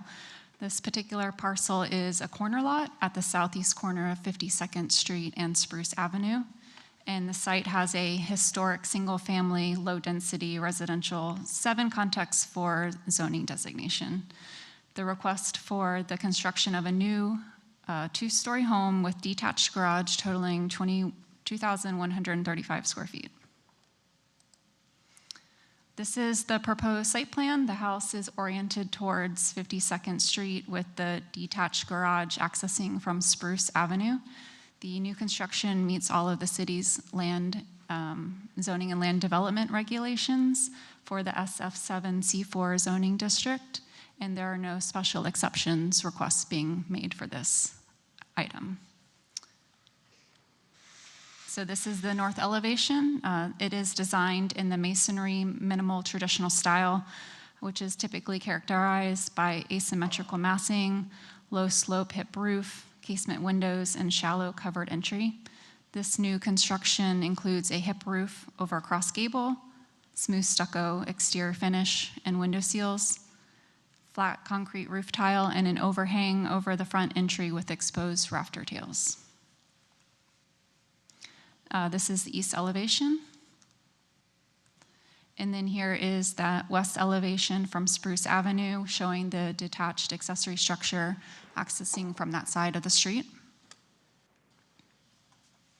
This is the south elevation with the sliding doors that accesses the backyard. Staff does recommend a condition that those sliding doors be replaced with French doors, as the applicant mentioned, and they would like to retain the proposed sliding doors.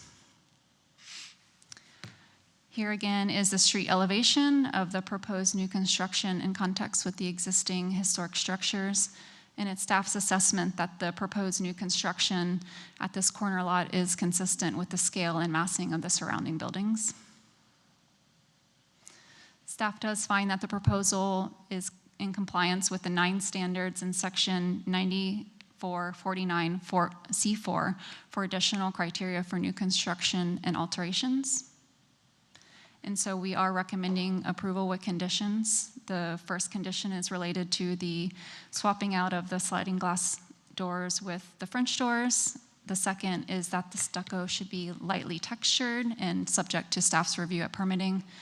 And then the third is for the submittal of product information for the windows, doors, and roof tiles at permitting. So that concludes my presentation. Thank you. Thank you very much. Questions by the board? Question for the applicant. Do any of the second-story block walls align with walls on the first floor? No, the intent was to pull things back so that we'd get that step back effect. So no, in order to attain what we're trying to do with getting the one-story wraparound with the roofs. There's a little bit of structural complexity to it, but we felt it was worth it to fit the neighborhood better. Okay. Thank you. I'm sorry, I have a question. I'm sorry, I waited for you to sit. Can you elaborate on your motivation with this detached garage, kind of like floating and never seen in your renderings? Oh, well, it's in the back. You can see it kind of one of the faces in the rear perspective.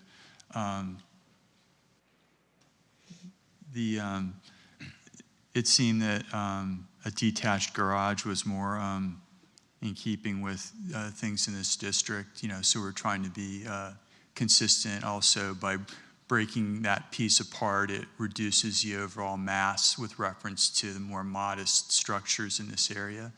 So that was some of the thinking. Initially, we had what you didn't see was we had an accessory apartment on top, and staff objected to that, so we took it off. So, but they also kind of wanted that area, if they wanted to be kind of like you can see it has a sliding glass door in it, so they could use it as a remote office if they wanted to. That could kind of do double duty with some of the thinking of my client of what they wanted. So. I just find the site plan is very uncharacteristic with the area. It's pulled to the front. It's almost like the worst case scenario of our front-loaded garages, because it's kind of like the cheese stands alone. I'll save that for executive session. Thank you. Okay.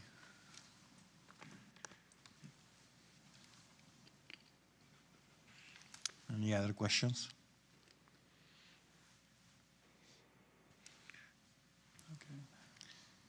Okay, seeing none, is anyone in the public that wish to speak on this case? Okay, seeing none, we move on to board deliberation. I'll start. I appreciate the idea to break out the second-story mass, but I've seen enough houses like this where the tectonics of the house as it develops doesn't really jive, and you can kind of tell the second story floats over the first story, and it really doesn't make sense. The house should have clear massing, like a primary mass that can be broken down with secondary and tertiary masses, but the fact that the second story floats over the first story is utterly clear from the roof plan that it always feels awkward. This is not what this becomes. Is not a house of a traditional style, but a modernist home, just with some pitched roofs. And so I really think the massing deserves some more study. Like, I can see a few pushes and pulls with some of the rooms where the second story gets resolution in the massing below it. But other than that, I mean, it really needs, I think, to be tweaked.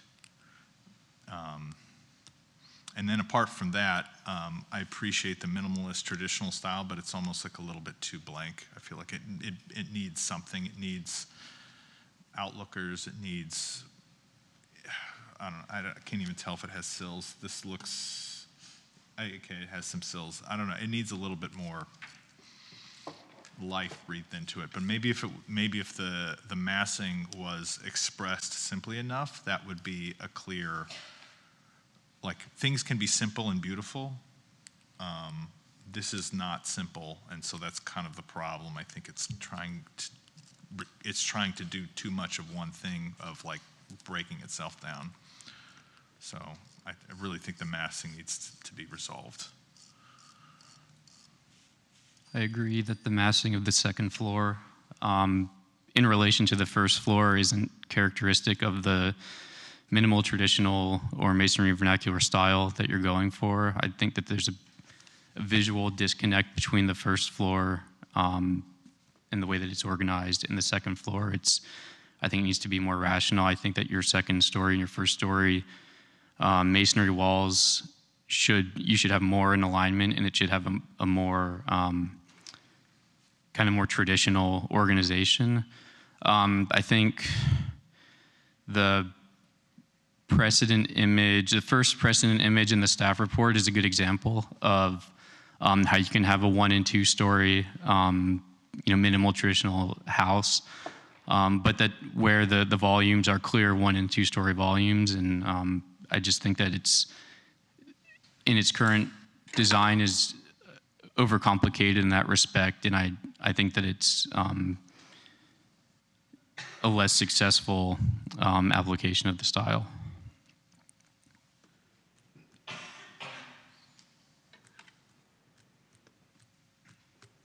I have fewer concerns about the detailing. I think the detailing is appropriate for the style. It's really the volume of the second floor mass and its symmetry and how it's positioned over the 1-story spaces.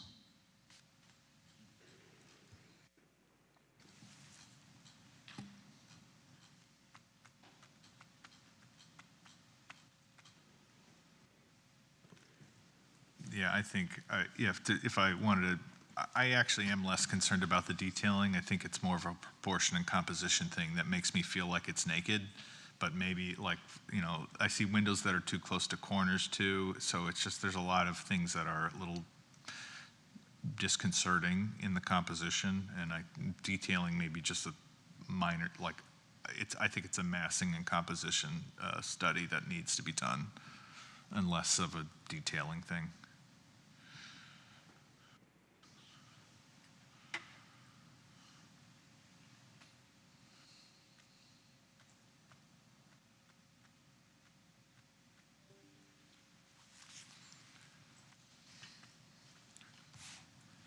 I think that we are heading to a continuation. Do you have enough? What about sliding doors? I mean, I think that traditionally we don't approve sliding doors in historic districts, but I don't know. I mean, I think we made few exceptions back then, but yeah. I mean, traditionally, swing doors are being used in historic districts. Well, it goes, especially with traditional styles, it goes with available spans, and, usually you break up widths these ways with columns to some degree. So, yeah, maybe they had sliding doors, but they wouldn't have, massive spans like this. Right. Like the porch looks a little bit, bow-legged for that reason. So I would push back on that span, but I think that's almost a tertiary detail. I mean, yeah. But yeah, I'd be more in favor. What about the location of the garage that James was referring to? I think I mean, it's a corner lot, but it's really close to Spruce Avenue, right? So I think I would push it back. If at least I wouldn't align it with the house, I'd push it back. I do think landscaping would do a lot. Like I can think of other districts, not here, but like in some of the further afield single-story districts where they might have a accessory garage on a corner, kind of like this. But I would provide some relief to the Spruce Avenue. Especially, it looks like we don't have a pool in the application. And I was thinking on that in the future they may want to add a pool, so there needs to be some space for a future pool. I do think it needs to be relieved from the main house, though, at least to some maybe degree. Like 5 feet, yeah. 5 or 6 feet yeah. from the front facade of a house.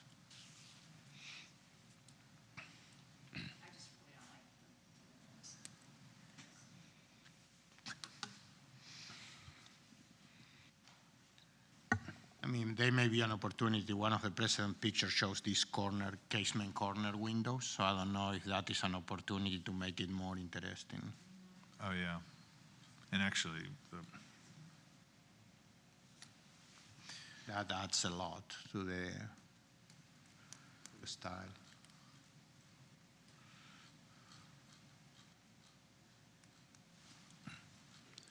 I was with the garage. I just found it a kind of a queer site plan, and maybe if it was attached, I'm not saying it should be, but if it were, it would begin to address the massing problem. Precedent image number 1 has a garage on the 2-story portion, so that could maybe help align it so that there's more of a shear wall. I'm not sure. I don't want to give wrong direction, but it's something about the main massing of the main house that is very awkward. It's almost as if it was mid-block and both neighbors were 1 story, so he's trying to cake on the 2nd floor in the middle. There's really no need because it's the corner lot. A 2-story portion could likely breathe on its own. But I just find the garage just a very awkward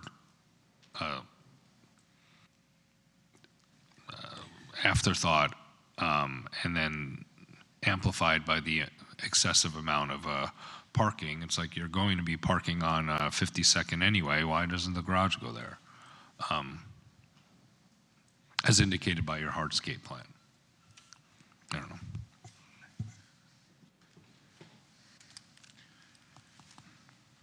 All right. Do you have enough information?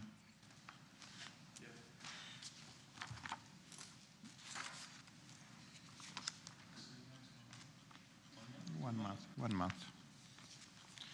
To September 22nd. I make a motion that we continue HPB 2631, application case file at 490 52nd Street to the September 22nd Historic Preservation Board meeting. Second. All those in favor?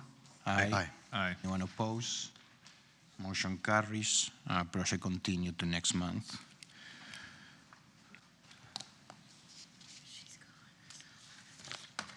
Next case is HPB 26-55 at 700 Upland Road.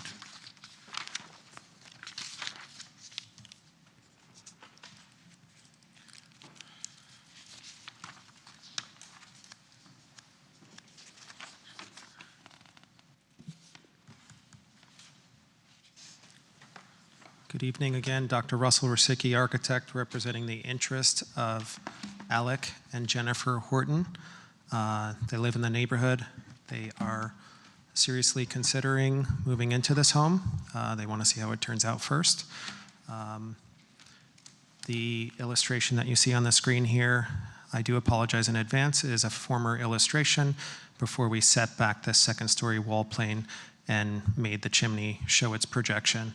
This little skirt barrel roof was removed, and the massing was just extended to simplify the location of that proposed addition. But we are proposing 208.6 square feet on the 1st floor as to the primary home as an addition, 615 square feet 2nd floor addition, and for the detached structure, which is off to the south, we are proposing 143 square feet 1st floor addition and 196 square feet 2nd floor addition. What you'll see here is an existing home that is multifamily. It's 3 units. I've walked through this house, a lot of window ACs, a lot of shutters that don't belong, undersized. There's multiple doors, right? On the front facade, you can see kind of one off to the right here, one in the center, obviously original, one at the 2nd-story balcony, one at the back where a stair leads up, one at the single-story portion off of the back. This home has been modified from its original state, right? It was a single-family home that was then converted to become multifamily for multiple apartments. The owner has no interest in maintaining multiple apartments. They want to turn it back into a single-family home. This is my type of project. I'm interested in this, especially with the family considering to move in. If I can just show you the right side single-story portion, Anthony and I think, have both come to the understanding that this was a later addition, but sometime prior to the 1962 green card. And you can clearly see in some of these photos where there's kind of brick vents or hollow clay masonry vents that are placed at the wrong elevation on the parapet there, right? That's above the roof line, and they don't service scuppers. So this was a kind of an add-on, again, separate unit condition where it's just about how many units could you fit in a home. This is a wood frame home with a very small portion that's hollow clay masonry. I mean, we're talking like 6 feet or something for some reason. I can't explain why. But the 2-story portions you see are all balloon frame. Single-story portions are all balloon frame. You'll see multiple kind of shed roof barrel overhangs with wall brackets that are not original to the structure, right? These were tack-ons. You could even see how the footing is kind of exposed over here, sits above the ground. This home was poorly added onto, and then you could see how this letter number 3 represents the 1, 2, and 3 apartments, and additional photos. The green card is here. Main home is to the bottom right. Again, 1962, so we can't just suddenly assume that this is an original single-story portion. And then here's the front view again with the front view of the garage. The garage was also substantially changed, as you can see. The stucco lines clearly indicate the garage door. It's kind of haphazardly built and reconstructed, or I should say reconstructed in this case, right? The original structure was 18 by 18, but it didn't look the way you see it now. Additional pictures of that detached structure. So we took, I walked up and down this block and the blocks north and south of this and along Georgia. I took these photos that you see here. There are plenty of historic precedents with step-back second stories on original structures or inset second stories. The home itself today does already have that, and it's a very modest addition in terms of the square footage being added at each level. Here's a few more precedents just for reference. We can come back to these slides if needed. 2-story structures are all around, right? The primary subject property is a 2-story in the SF14C2 zoning district. It's, if I haven't stated it before, it was built in 1930, Mission Revival.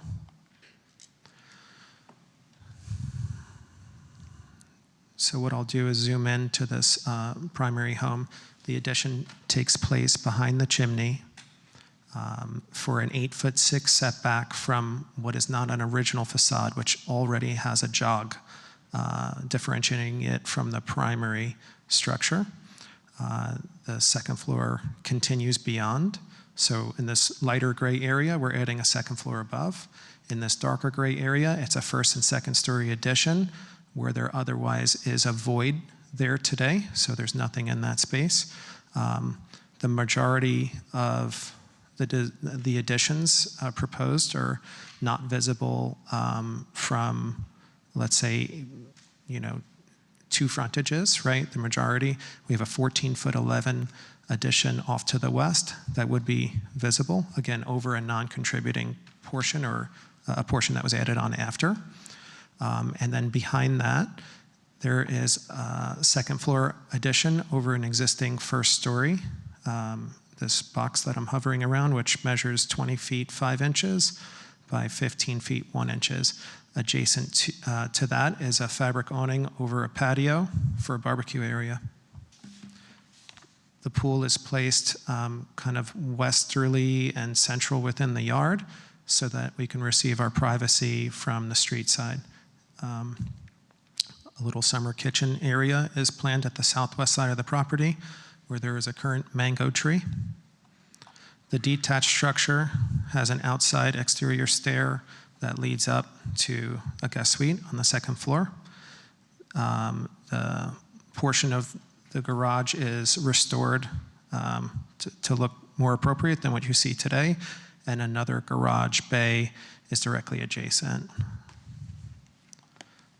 So we're requesting to demo one bay of the existing garage because it's haphazardly built to be rebuilt to be used as a garage. We do have a future roof pavilion shown in the center. The client would like to have some shade by the pool. Whether or not canvas breezeways connect, I think in one of staff's conditions was not to have a roof pavilion, and it was intended that we should consider a pergola instead, but we really prefer a roof structure. Pavilions are required to be 6 foot setback from structures in order to be not considered as floor area. If I go through the green design standards that we're proposing, the detached structure, a flat roof will have solar with a Powerwall backup battery, power and solar hydronic panels for the pool hot water delivery to warm the pool. Awnings will be provided for all clear glass fenestrations. New appliances are Energy Star rated, 20 SEER mechanical system with a digital programmable thermostat, high efficiency lamps. Ceiling insulation, this goes for all flat roofs, and we will be doing new flat roofs throughout, at least bitumen. We would like to propose an R20 rigid foam insulation over the roof deck, again for energy efficiency, rather than filling the roof cavity. For the small hollow clay masonry portions, perforated foil, new flat roofs to have a solar reflective index of 82 or better, and all interior paints to be 0 VOC by Sherwin-Williams or equal. Solar panels to be constructed upon the flat roofs. They will not be viewable, and a car charger will be provided for the garage. The client does have an electric vehicle. So red poche indicates demolition. A large majority of the interior is being deconstructed because, again, this was retrofitted to be 3 separate apartments. We are actually restoring the stair location of where it originally was when the home was single family. So we reused that. It actually was the best place to access bedrooms upstairs. The home has multiple jogs. When we look at the first and second floor plan here, north is up, so the main entry is here. So you have a jog to that non-original first story to the left. You have a jog to the right. This is the first story, which was originally here. But then a balcony is above it, right? And the jog kind of continues. So this home uniquely has plenty of jogs, and our additions are consistent with that on all sides. So you have existing versus proposed elevations.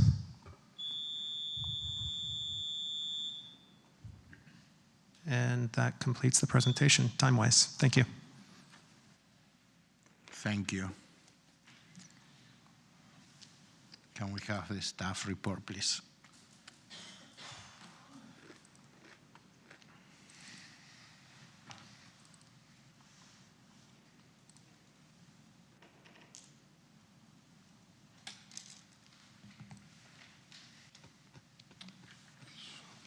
All right, Anthony Mendez again for the record, speaking as the case manager for HPB case 2655. This is a request for additions and modifications to contributing Mission Revival residents on the southeastern edge of the Flamingo Park Historic District.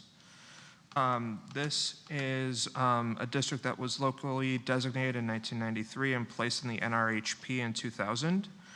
The initial period of significance was from 1924 to 1942, and this property was deemed contributing.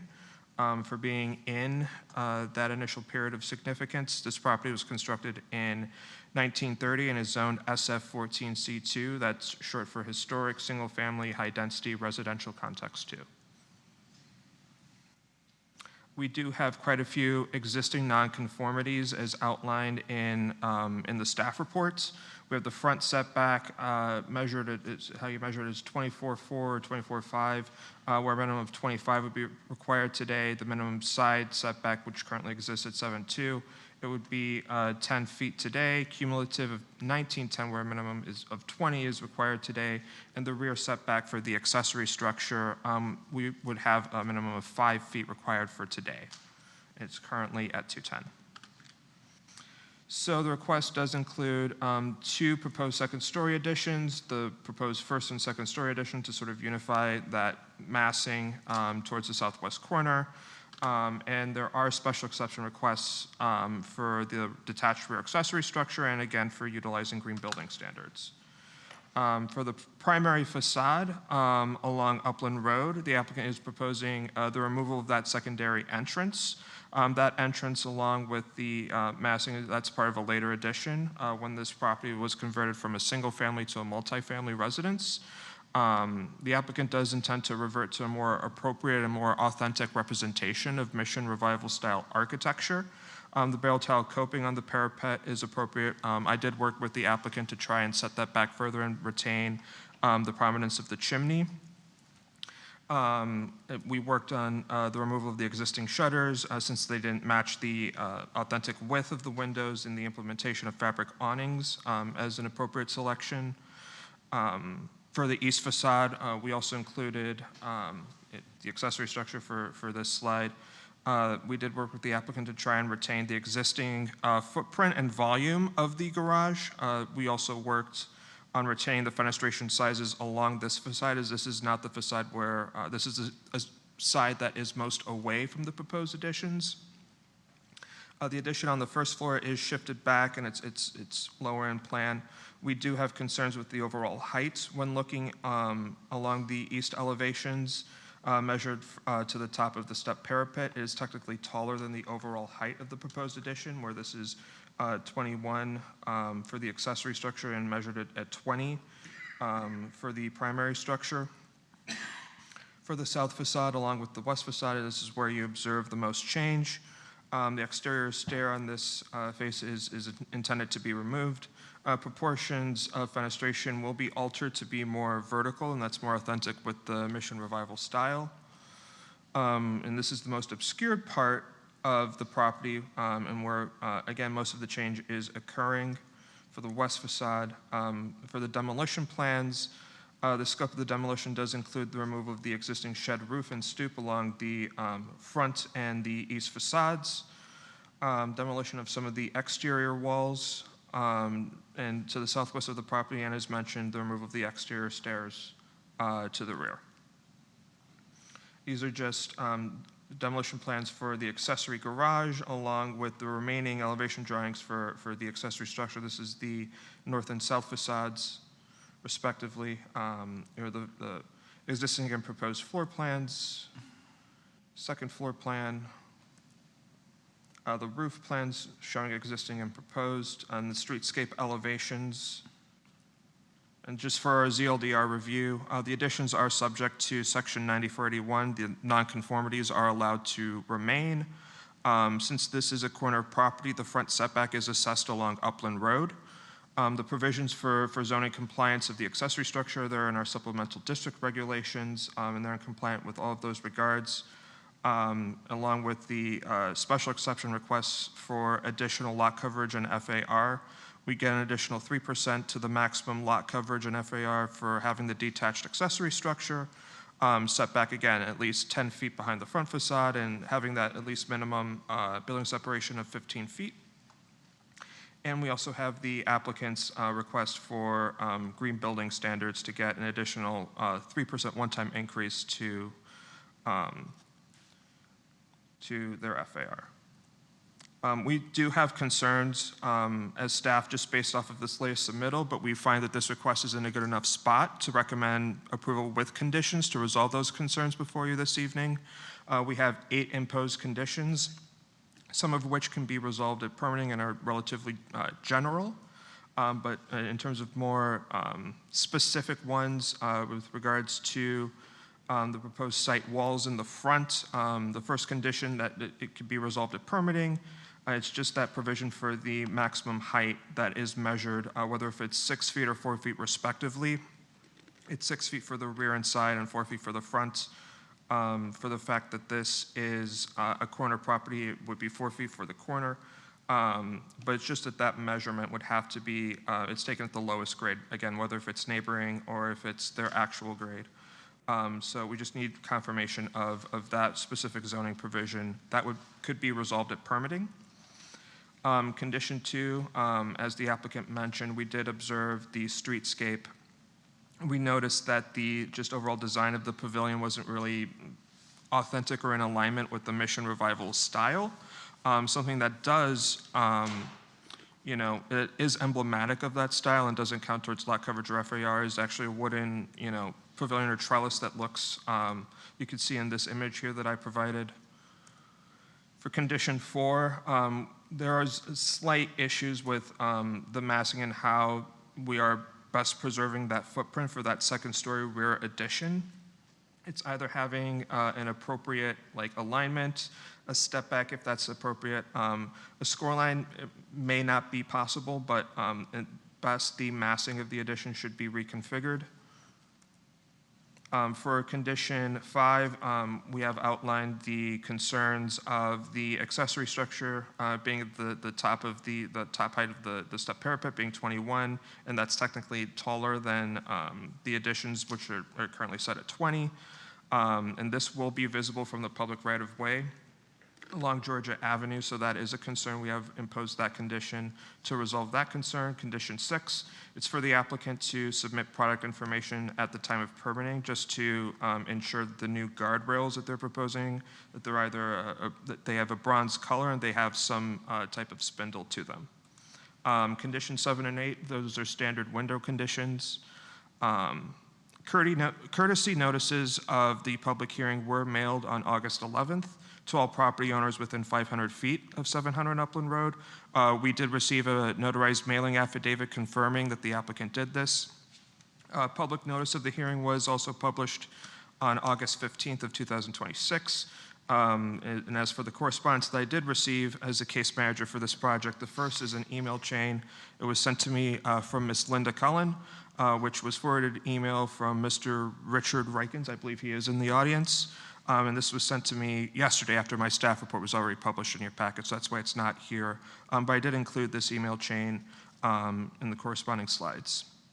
I also received an email from Ms. Miriam Rothenberg expressing some of her concerns. I did call her earlier this morning. Since she did not have the applicant's architectural plans at the time, I sent my staff report, plans, and the applicant's justification to her via email shortly after that phone call earlier this morning. And I did inform the applicant of the correspondence from yesterday just as a courtesy, and I did receive this email in response from Alec and Jennifer Horton of Green Toro LLC. So it expresses their intentions to restore this as a single-family home. So as for the applicable standards, we have the Secretary of Interior standards for rehabilitation and the additional criteria for new construction. That concludes my report from staff. Thank you, Anthony. Questions by the board?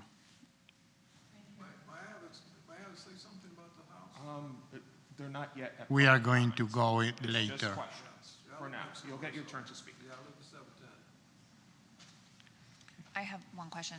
Why the bronze? Why, instead of, say, a wrought iron? So wrought iron is a little bit more indicative of historic material, something that's replaced. Should have some sort of spindle to it. I'm amenable to a black, but wrought iron is a little bit more indicative of a historic. But, okay, I meant the color of it. The color? The bronze is a little bit more indicative of Mission Revival as opposed to the current black that's there, but I'm amenable to a black, depending on the style of it, and that's more of a thing that I could resolve at permitting. Okay.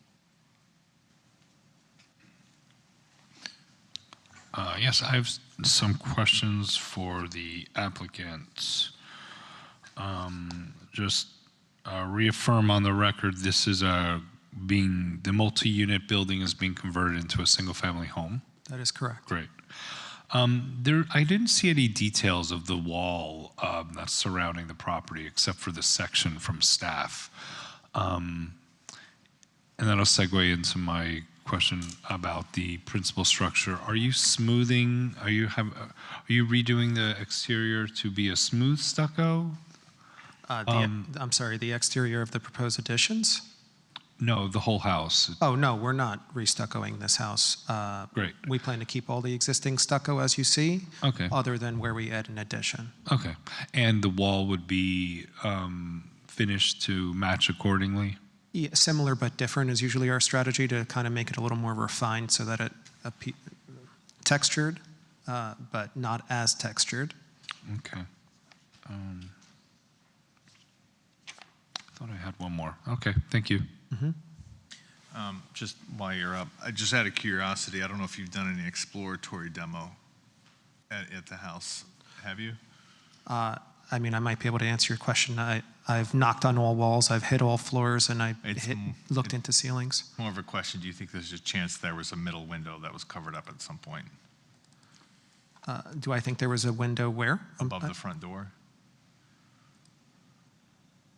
That's a great, I have no reason to think there should be, but let me just look at the floor plan. If I recall, so the stair was we kept the stair location where it was, right? But the stair delivered on this side. So there would have been a bedroom here and a bedroom here. So it would be my guess that a bank of closets, because as you see, our existing conditions, we're asking them to reuse this wall line. Based on what I have observed, those closets were original. And then there wouldn't be a window in the center there. Okay.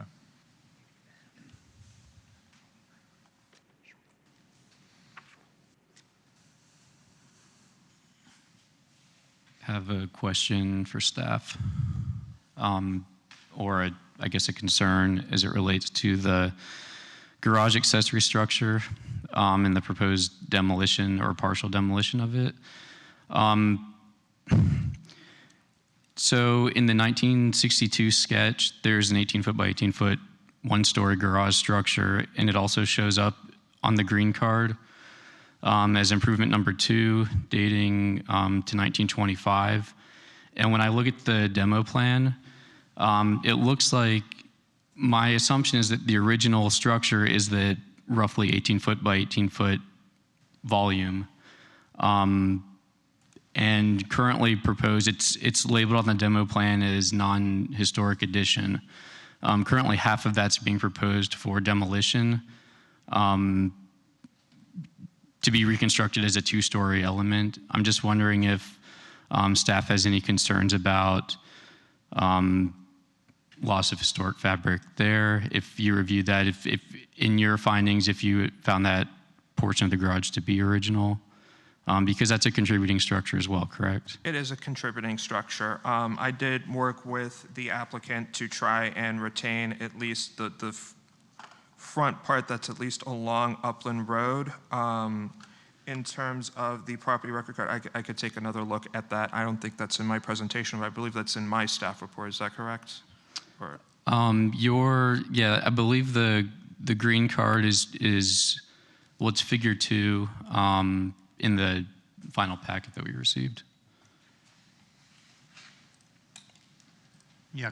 Under improvements, number 2, 324 square foot area, that would be approximately 18 by 18, constructed 1925. Here we go, yes. Yeah, but if you keep going to the next page. So there is the demolition plan that shows an 18-feet 1 non-historic addition by 8-foot 2 non-historic addition, so. Yeah, my concern is that's original, an original part of the garage. And the bay on that side was closed in at one point and converted to a door. You understand? So if you go to the green card, it shows the 18 by 18, but if you go to the demolition plan, it says that there is an 18 by 8, which is not historic, but it seems is shown in the green card. It is shown in the green card, yeah.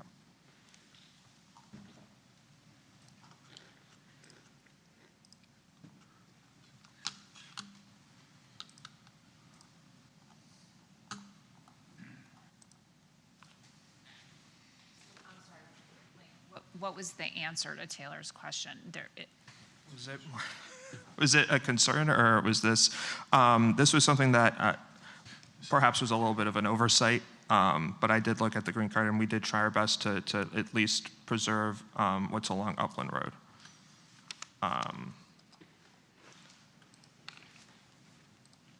Yeah, that might have been a little bit of an oversight from staff. I'll bring up the photos that show it, just to help everyone understand that better. So when we did our existing versus proposed, we just took the existing measurements of the structure, which is what you see here, right? I apologize. Go to the detached structure. Here we go. So there is truth in the sense of the structure was smaller and we're expanding it, but we were demolishing a portion that we observed to be added on. But I guess in context to Taylor's comment, I would agree with your understanding that you may be right. This could have been very well another door, but how a door would a carriage door would fit there would be beyond me. Maybe it was one large door at that time, but we are requesting it to be a two-car garage. I think the existing photos show that there was an original door on that side that was filled in at one point. You can see an indentation in the stucco if you look at the, Yep. you see the line above. And I think probably what happened is that door to the left, that 2 feet or however far out that projects, that's a later addition. But I think the original volume is the volume in the back with the parapet with the raised corners. Got it. I think that's a fair statement. I would agree with you now after reevaluating that.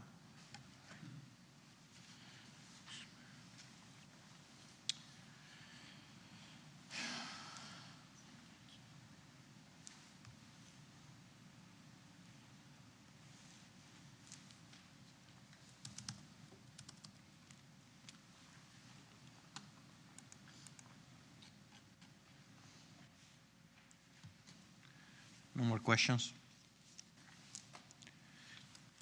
Okay, so I have a comment card here from Rick Rikenis.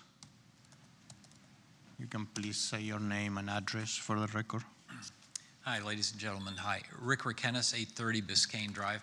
I just wanted to explain, since the email chain was read into the record, that I think was before I understood that this is and we all know this house, right? It's been an eyesore in the neighborhood for decades, and it's now being converted to a single-family house, which I think, I personally think is a great idea and an improvement. So that was written before I really understood what was going on here. It was just chatter within the neighborhood that I was responding to. So I just wanted to make sure that that everybody understood the context of that email chain.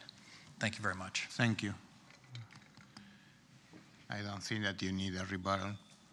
So is there anyone else that will wish to speak? Have you been sworn in?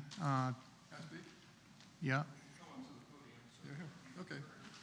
If You've been sworn in, sir? I'm sorry, ma'am. He was sworn in? In the beginning. Okay. And then, so just go to the speaker and tell us your name.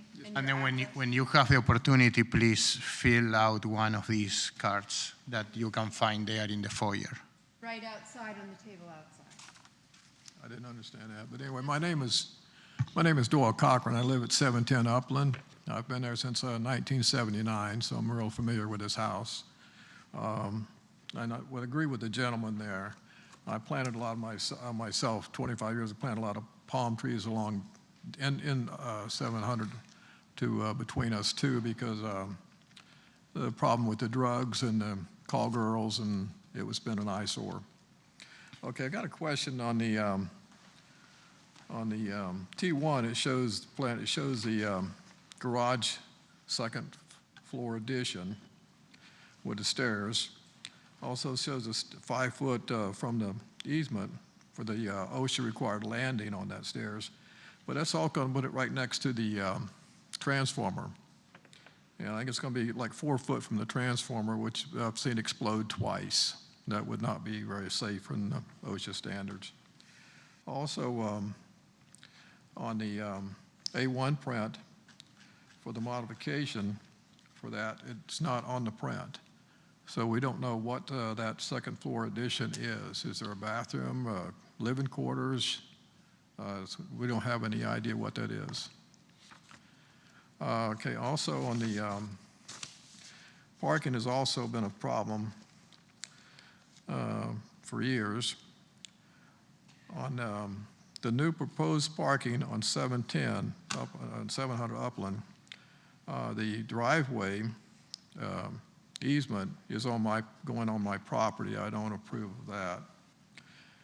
It's going to restrict parking because, from the stop sign going back, you will not allow to be parked there, so that's going to eliminate a parking spot. Then my driveway to their driveway, when it nationally is a 5-foot easement on each side of it, away from a driveway for we get in and out of, which I've had problems because of people parking right next to my driveway. That's going to restrict the parking there, I believe.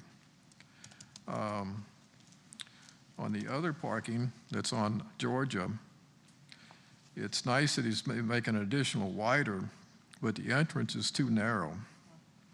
So it needs to widen that area there because to get, say, 3 cars in there, the arc is too sharp. You'd have to have rear wheel steering to go over back and forth. And then you also, I believe with the doors they're going to put there, you still need a OSHA required easement of 3 feet, for access to walking past the doors in the building. So that's going to kind of restrict that, especially with that narrow entrance on that driveway. I think that's about all I have to say right on all this here. So that it's going back to a single family home is wonderful. I'm tired of the drug dealers. Thank you. Thank you. Would you like to have a report? Oh, I have one other thing to say. I was going to say, help you out. Nobody knows this. But where he's going to put the stairways or the addition to the garage, and there's a patio there between the 2 buildings. I recall the son had inherited before the previous owner. There's a sewer tank there. Of course, it's very old, and he filled it full of stones that he dug up out of the yard, coral stepping stones, and put sand over it and put the patio stones over that. So that's in the hall where you're going to put the pool or the stairs or the addition. There's a big septic tank in there that'll have to be removed for your foundation. It's, shortage. Thank you. So the intention of my rebuttal will just be to hopefully address his concerns with the plot plan. The proposed addition to the garage is to give it the depth without coming forward towards the street, right? We do have the setback where we could have prepared an addition going forward. Anthony and I had discussed, and we agreed that the addition should not go forward, it should go backward on the structure so that it keeps its historic presence along the street line. The existing structure is 2'10" from the lot line. There is a site wall that's there today, and the proposed addition to that garage is 5 feet off of the lot line. There is a power pole here, as you see overhead lines with the circle indication, but I'm not sure that dimension is 3 feet and change, right? I think it's probably more like 7 feet or so to where the structure is. So our proposed addition is not within the easement at that location. The stair is not really visible from the street, or just a small portion of it is. I think there was a question with relation to the apron. Yeah, obviously the city of West Palm Beach has a standard where you're limited to 2 10-foot wide aprons on the property. Our goal was to allow a driveway to be had on the primary frontage. So that's 10 foot wide and the apron expands. Now, recently, engineering has actually allowed us to make these aprons smaller. The drawing you see here is consistent with the engineering standards. But if there is other driveways on the street, we can ask for the special exception, which we would be happy to do, to make the apron smaller. But it does make for a harder arc turn into the driveway, as he stated. And it does flare out. So that is kind of, as of right, requesting 2 10-foot aprons. I think there is a parking problem on the street being kind of a thoroughfare. So I do think the driveways help out with that. I think I hit on those subjects, and I appreciate his statements of support for it becoming single family and the fact that he gave us some information on what to look out for. Thank you. Thank you. Is there anything else that you need to address to? Yeah, but I didn't get there. I wanted to ask you if you have anything else that you need to clarify now. Okay. Hi, So- I'm Marcia Barbacki, 714 Upland Road. I've been there a good 25 years. I really hope it is a single-family home going forward. Can you please speak to them? I really hope that it is a single-family home going forward. When you have a second structure, that really presents the potential of that structure becoming a rental. We've had a serious problem, not just with parking, but where people put their cars with the 3 tenants that were in the building. At best, 3 cars from 3 rental units.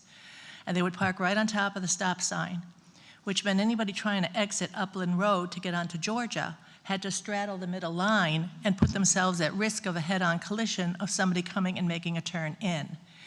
So it would be nice if the garages that you construct really are able to hold the cars of everybody who lives there, even if it's just not the single couple. The garage space that is there now is really too small, it seems to me, for a double garage. The other issue is if you put in the fencing that I think I read about in your plans here, a 6-foot on Georgia, then maybe down to a 4-foot, I think you said, around Upland, that is going to block the view, again, of anybody coming north on Georgia wanting to turn west on Upland. At least now we can see the lawn in front of the building and see if there are any oncoming cars coming into the intersection that we need to worry about, because people today race through intersections, make wide turns, and create potential hardship accidents again. And again, we've been very lucky, but many of us have had very close calls already at that corner. So I really would object to that type of fencing that blocks that view. And I really hope that you honor the historic style of the architecture.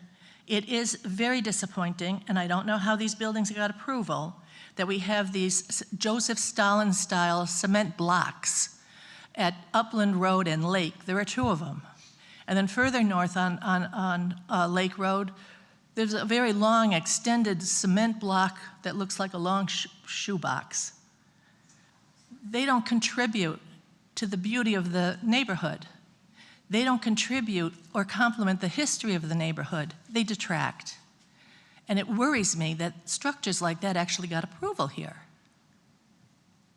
So looking at this as a community issue, I would really hope you vote giving consideration to general public safety at that intersection. If they rent that second unit, maybe to a couple, then you're looking at 4 potential cars. We had huge problems and safety issues with 3 over the last few years.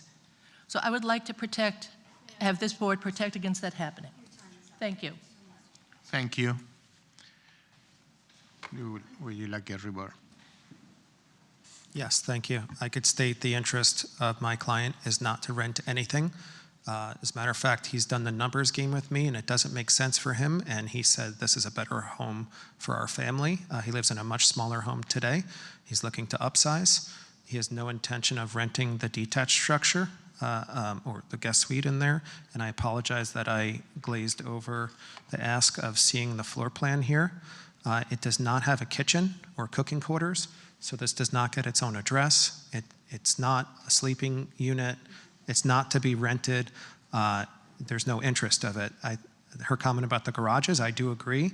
I think 2 garages to fit 1 garage befitting 2 vehicles is important. Still keeping that stepping of it is important. I will show the plot plan and speak to the site wall. So the standards of the City of West Palm Beach indicate that if the lot has a radius, you are to consider the point at which the lot, if it were to continue, would continue straight at a 90-degree angle, forming a 90-degree angle of both property lines. Taking that dimension, our site wall is 4 feet within the allowable height. It does not obstruct the visibility triangle, and it is out of the 20 feet dimension in each direction. Visibility triangle is important to me. I've had conversations with Anthony about this. And I've personally made some complaints about homes that do not comply with the visibility triangle, right, for kids on sidewalks, strollers, dogs, people walking across the street, driving, et cetera. My own home had a visibility issue. I removed hedges for visibility reasons. So if this were to even be conditioned to be cut back even more, we'd be open to it. I have no concern there. This is not a yard space, so to speak, but it is important that where it can transition beyond the setback, that we do obtain the privacy to what is our only side yard. So where there's no obstructions, we raise the elevation of the wall. But this would be coordinated as a separate application for a site wall permit that gets reviewed by planning as well as Anthony at that time. It would not be a refined smooth stucco or modern stucco wall. It would be something that would be appealing, and I would discuss it with Anthony. I just like to include all intentions on the site so the board can understand our overall goals. I could have easily just left that out and just submitted it for permitting, right? But I think it's better for conversation. The driveway on the northwest side would have a sliding gate for privacy and security, same at the southeast side. So the intention is for this to be a private residence. Thank you. Thank you. And in response to the lady's comments regarding parking, I mean, there is no really requirement from the city about that, right? Or can you? I think my just brief rebuttal is that the only way that HPB really has purview over any kind of rental issues or when it comes to their purview over the Class B special use permit. That's their only purview when it comes to rentals. So ultimately, the goal of this project is just for us to see if this complies with our historic preservation ordinance, and in particular with our zoning and land development regulations pertinent to how they're intertwined with our historic preservation ordinance. So like lot coverage, FAR, stuff like that, obviously we look at, but like rentals, landscape, that's kind of outside of our purview. Thank you. Is there anyone else that wishes to speak on this case? Okay, seeing none, we move into the board deliberation.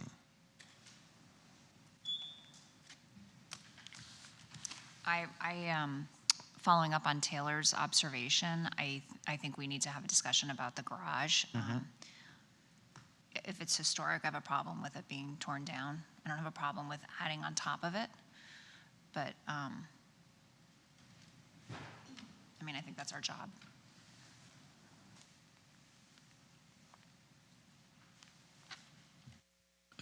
Yeah, I absolutely agree. Notwithstanding that accessory structure, I think the execution of the additions are great. On the main structure, the removal of the, I guess, results of cutting it up with multiple means of access and the air conditioning units and cleaning it all up, I think is really attractive. As I mentioned, my question to the architect, not going to contradict the Public Works right-of-way safe site distance triangle at the intersection. Not sure if that's accurate or not. I'm just not sure.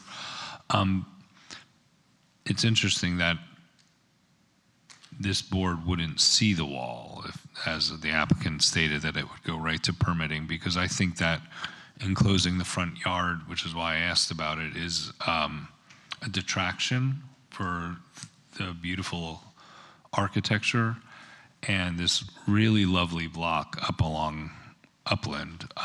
As you travel west, I think it would be the only front yard that is enclosed.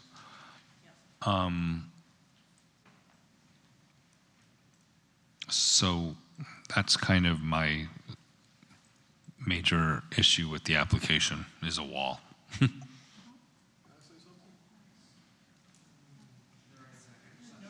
sir, we can't have any comment now. I would, my only, I guess, argument in support of it is if it's, a home and that's their side yard and they've got kids and stuff, I, as a parent, would want that kind of buffer between the public and my kids.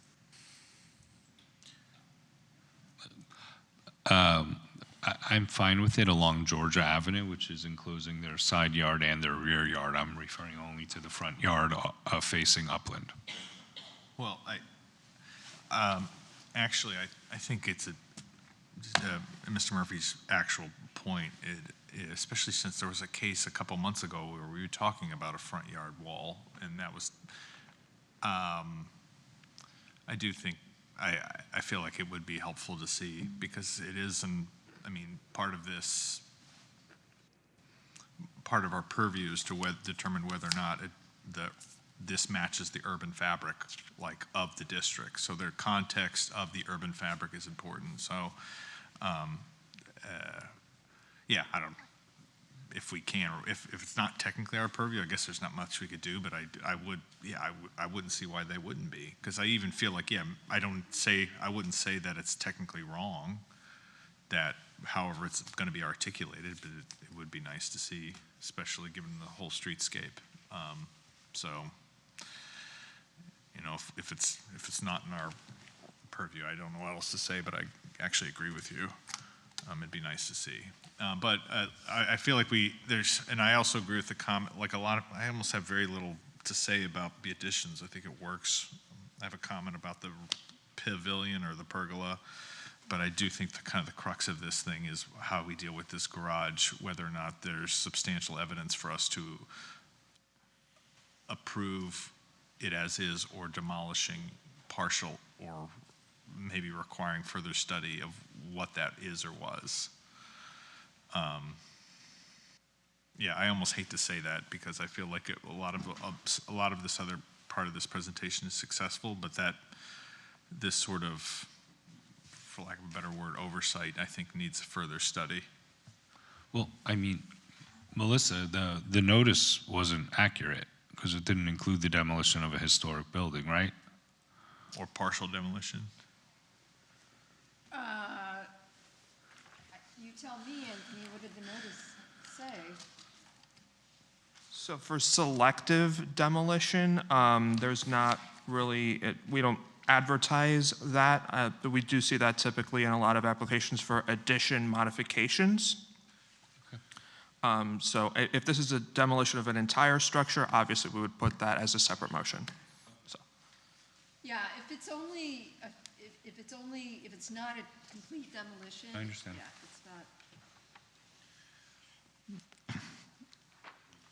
Are we all in agreement with the conditions of approval? Because I would like to see all of them, but I don't know if you all agree with that.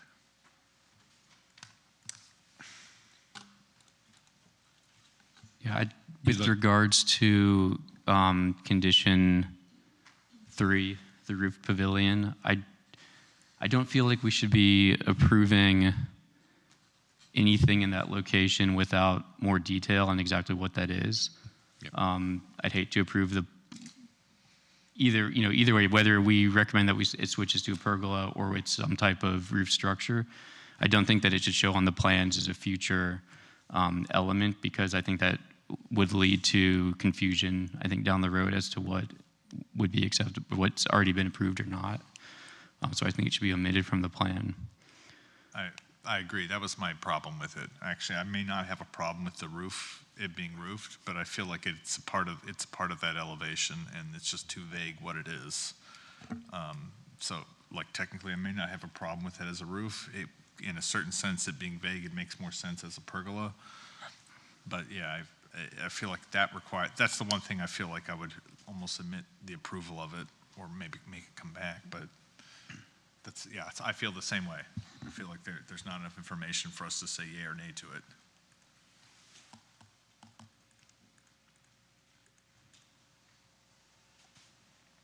I just want to go back to the garage and the proposed addition, because I think that I do suspect that the 18-foot by 18-foot box is the original structure, and I think that what's being proposed for it with the second floor addition, I think it's too much for that structure to take, both architecturally and structurally, physically. And I'd hate to see historic fabric demoed so that something different significantly different can go back in its place. I would be a lot more comfortable if that additional square footage was 1 story. I could see in addition to the west of the existing 1-story garage, which would help preserve the streetscape elevation. And I think that I'm totally fine with it going back to 2 cars. I feel like the current design is problematic. I think it's problematic that they're adding an awning at the 2nd floor and a railing over the original, and that's within the building setback as well.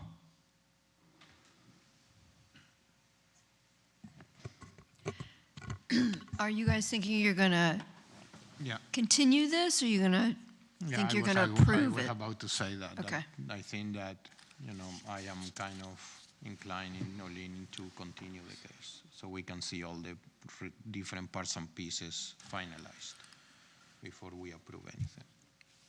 Can we break it down into each different section? Like, for example, the main house, the main structure. As it's presented, I am totally fine with it. I think it's great representation. Garage, little rework. The other elements to it, I am fine with it. So I think we need to break down into specifically what he's going to be redoing. Do you agree? I mean, I can agree, but I think that we need to continue the entire case. It's just one case. Yeah, I think we I think we're all kind of there. It's like the issue is the garage, maybe the pergola. We've only had very little say of the main house. I think as far as what needs to be continued, I mean, the applicant can speak for himself, but I feel like we've kind of given a little bit as much direction as we can. So, Russell, you feel? I understand it's executive session. The only question I have is whether the board would be open to a 2-car garage, because 18 feet is insufficient for 2 cars to fit side by side. That would be my question, because there would be selective demolition if the client had their request. I think it's a reasonable request to have. If it was intended to be a double carriage house originally, and it's now modernized to be for vehicles, 2 cars would not fit. So that would be the only question I have. I actually appreciate your comments, Taylor. I think they all make sense, and I think we could consider a single-story addition to it. I just wonder how do we get 2 cars to fit, and whether the board's amenable to that. Thank you. I'm not in favor of any demolition of anything historic. That's not necessary because of decay or something, so that's it. I mean, I think an 18-foot wide garage is tight, but it's not impossible, and it's a condition that's found in the district. And my concern is any widening of that structure would require, would require demolition of the original, or at least partial demolition of the original. But it would also solve a tremendous concern for neighbors wanting to alleviate parking and cars. So I would be in support of a 2-car garage. Within that footprint, or to do demolition? Well, we're adding on, so there's no reason why we can't do it in addition to this garage. Yeah, but they will have to demolish one wall. No, so I think the issue is, I would be in support. I would, well, okay. I think the issue is enlarging the structure to make it a 2-car. Correct. And I would agree with Tyler that, in 18 feet, it's tight, but you can fit 2 cars. Well, even if they can't, it's a historic building. Right. So it's unfortunate, but that's what it is for me. I don't think they're going to know until you get back here and they see it in total. For me, I'm not black and white against it to accommodate the concerns of addressing parking, concerns with addressing the massing. I'm not against a slight expansion that would require a demolition of 1 interior wall. That's just me, though. But I'd like to see it. Yeah. Wait, it's going to be an exterior wall, correct? How do you make it bigger without demolishing the exterior wall? 1 exterior wall. Oh, I think Interior to the site, excuse me, interior. Oh, yeah, okay. the exterior wall. Yes, yeah, I misspoke. But then I really am kind of a little hung up on the front wall too, for design direction. And I guess I need clarification from staff. Do we have purview on that or not? I mean, I can save everyone's words because the site wall was just an idea along the front. If it's recommended to be a fence along the front, I would fully understand. We'll make that change, no questions asked. I even think a fence along Georgia can be considered. I could speak with my client. So if site wall is the concern and just the concern in general for the board, I mean, I'm interested in pleasing everyone. You know, I try to compromise. So I think there are other compromises that we can make. We can hedge, we can fence, we can do a wood fence, right, instead of a site wall, perhaps. No, I'm giving options here. again, I would like to see that front yard along Upland? Upland, free and clear of any wall. That's just me. Fair. The prominent architecture remains unless you demonstrate that there's other wall conditions. I didn't see it when I did a drive-by. I understand the concern. I would like to say at least a fence would be our request. We're requesting security and privacy, so that could be obtained with a fence. I'm not sure I'd be in support of that either. Of a 4-foot fence? Is that in our purview? Like, I mean, I think you have a good question, James, because we've had that come before us before where it was. I think that is in our purview. So it technically counts as hardscape, so the material you do have purview over, whether if it's an actual site wall, if it's a fence, that is something you do have purview over. In terms of, you know, site compatibility within the streetscape, that's something you have purview over.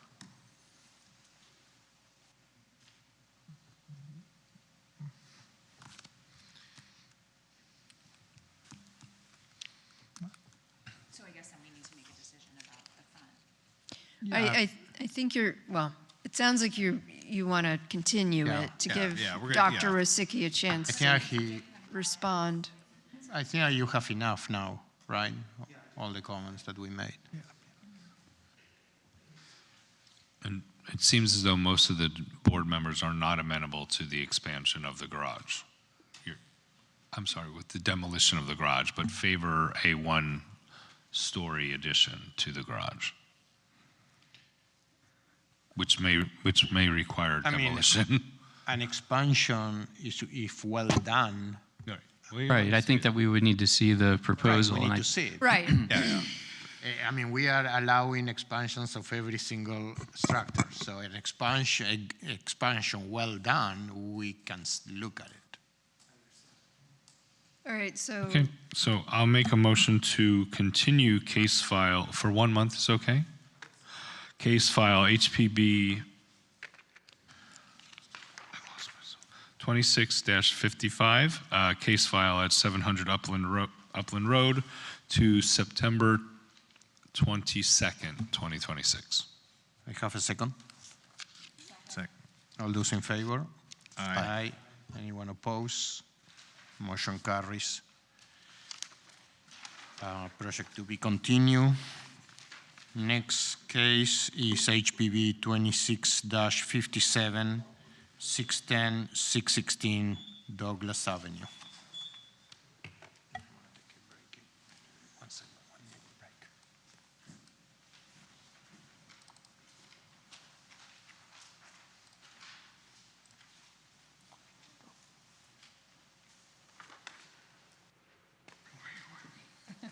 Standing right behind you. Good evening, members of the Historic Preservation Board. My name is Leslie Olson. I am here this evening representing the West Palm Beach Community Redevelopment Agency on behalf of Bender and Associates Architects. David Saley is here with us this evening. He is the architect on this project. I am the planner. I have had the opportunity of being before you. Oh, I was not. I arrived late. Sure. If you would raise your right hand, please. Do you swear or affirm that the testimony you're about to give is the truth, the whole truth, and nothing but the truth? I do. Thank you. Thanks. I have had the opportunity to be before this board in a few different capacities. When the City Redevelopment Agency, the Community Redevelopment Agency, determined to purchase these 6 historic shotgun properties in the Northwest Historic District. Their intent was to redevelop these as affordable housing and to sell them fee simple to individual property owners as affordable housing. Unfortunately, that was impossible to do under the existing code at the time. And so what we did is we requested you to, not you approve, but support approval of a text amendment to allow for special exceptions to subdivide existing contributing historic structures on a single lot. This board did so, and the city commission or the city council approved it as well. Then we came back and we asked for those special exceptions, which this board granted. We are now in a subdivision application process with city staff, and once that moves forward and moves through the process, we will be back to staff for an ad valorem tax exemption. Unfortunately, and sadly, the only reason I am here before you again is that while we were going to rehabilitate all 6 structures, in the cold snap, 4 of them burnt. And so now, reconstruction is actually not allowed under staff review. It has to come before this board. So we resubmitted our application for rehabilitation, the ones that remain standing and in safe condition, well, safer condition. And then 4, the ones before you this evening, for reconstruction. We did not make a great deal of decisions regarding the type of changes we were going to make, because we did not intend to make many, if any, changes. There are a few changes which Anthony has called out in his staff report, most of which we support. We were not aware of the 2/1 windows before, so thank you for finding those historical photos. So we definitely support that. But for the most part, we are just rebuilding what we have documented to be there. So we have 3 destroyed structures, 1 severely damaged structure, and then 2 with minor damage. Those 2, we are still moving forward with a minor COA and an ad valorem tax exemption. We are here this evening for the demolition of the severely damaged wood frame structure and the reconstruction of all 4. Another item that we uncovered, which you wouldn't normally run into on this board or in the city, is that with the way the city code works, you can only grant ad valorem tax exemptions for rehabilitations, not for reconstructions. So the 4 that were destroyed will not be able to receive an ad valorem tax exemption, which is too bad because this is for affordable housing. So it's something to think about in the future moving forward. Staff recommends approval of the demolition due to the damage and approval with conditions on the new construction or the reconstruction. I have a question on Yes. So you're only requesting approval of the demolition of 616? That's right. So just 1? Just 1. The others are completely gone. So they don't need to be. They're gone. And these are photos of the site. And the one in the middle photo shows the severely damaged structure that we are requesting demolition. And you can see, for instance, 620 maybe has a little minor damage, but it pretty much looked like that before. Again, we are requesting major COA for reconstruction on 610, 612, 614, and 616 Douglas, with 616 to be demolished. The treatment is reconstruction. And this is not useful. The 9 conditions of approval that staff is recommending, we agree with all. Except for 3, we have 2 concerns on condition number 3, which is openings of all reconstructed structures shall correspond to their historic placement and dimensions.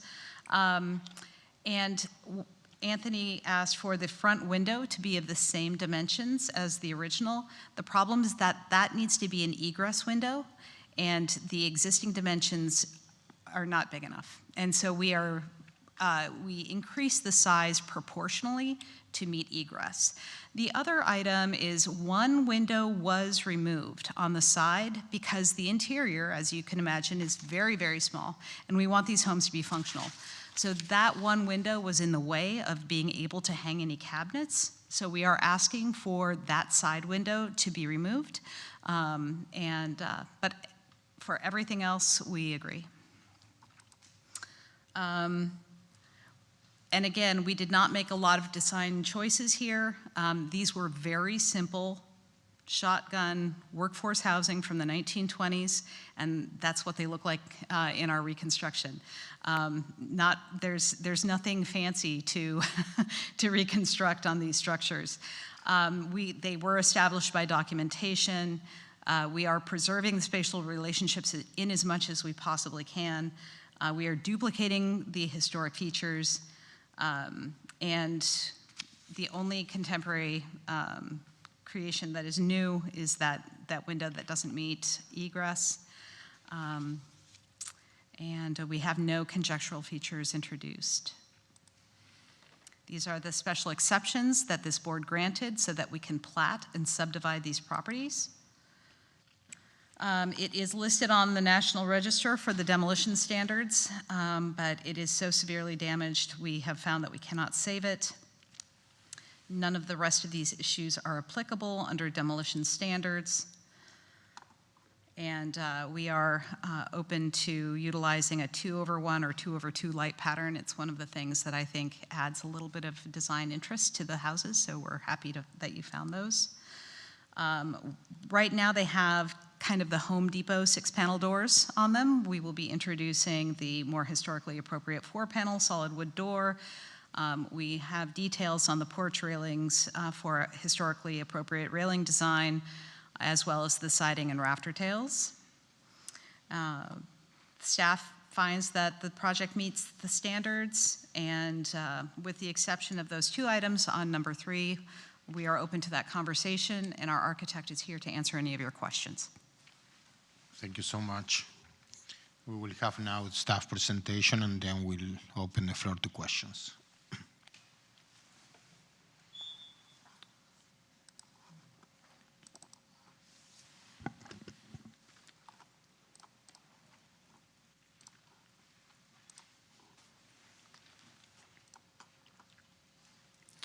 All right, Anthony Mendez again for the record, speaking as the case manager for HPB 2657. This is the request for the demolition of 616 Douglas Avenue and the new construction of 610 through 616 Douglas Avenue. So just to begin with some background context of the shotgun houses and just this historic district. This was designated locally and in the NRHP in the early 1990s. This district was most recently resurveyed in 2010 by our consultants Janus Research.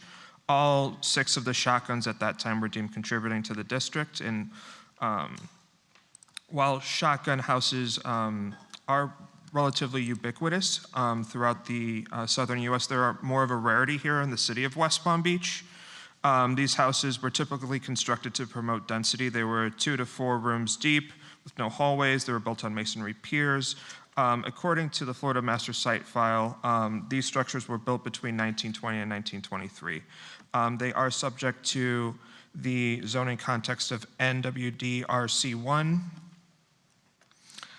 In January of 2025, this was over a year ago, HPB did approve a code revision case to add the special exception requests under section 9485. So this is section 9485I. It grants the special dimensional exceptions in our code for these particular types of houses. This was intended to enable the reuse and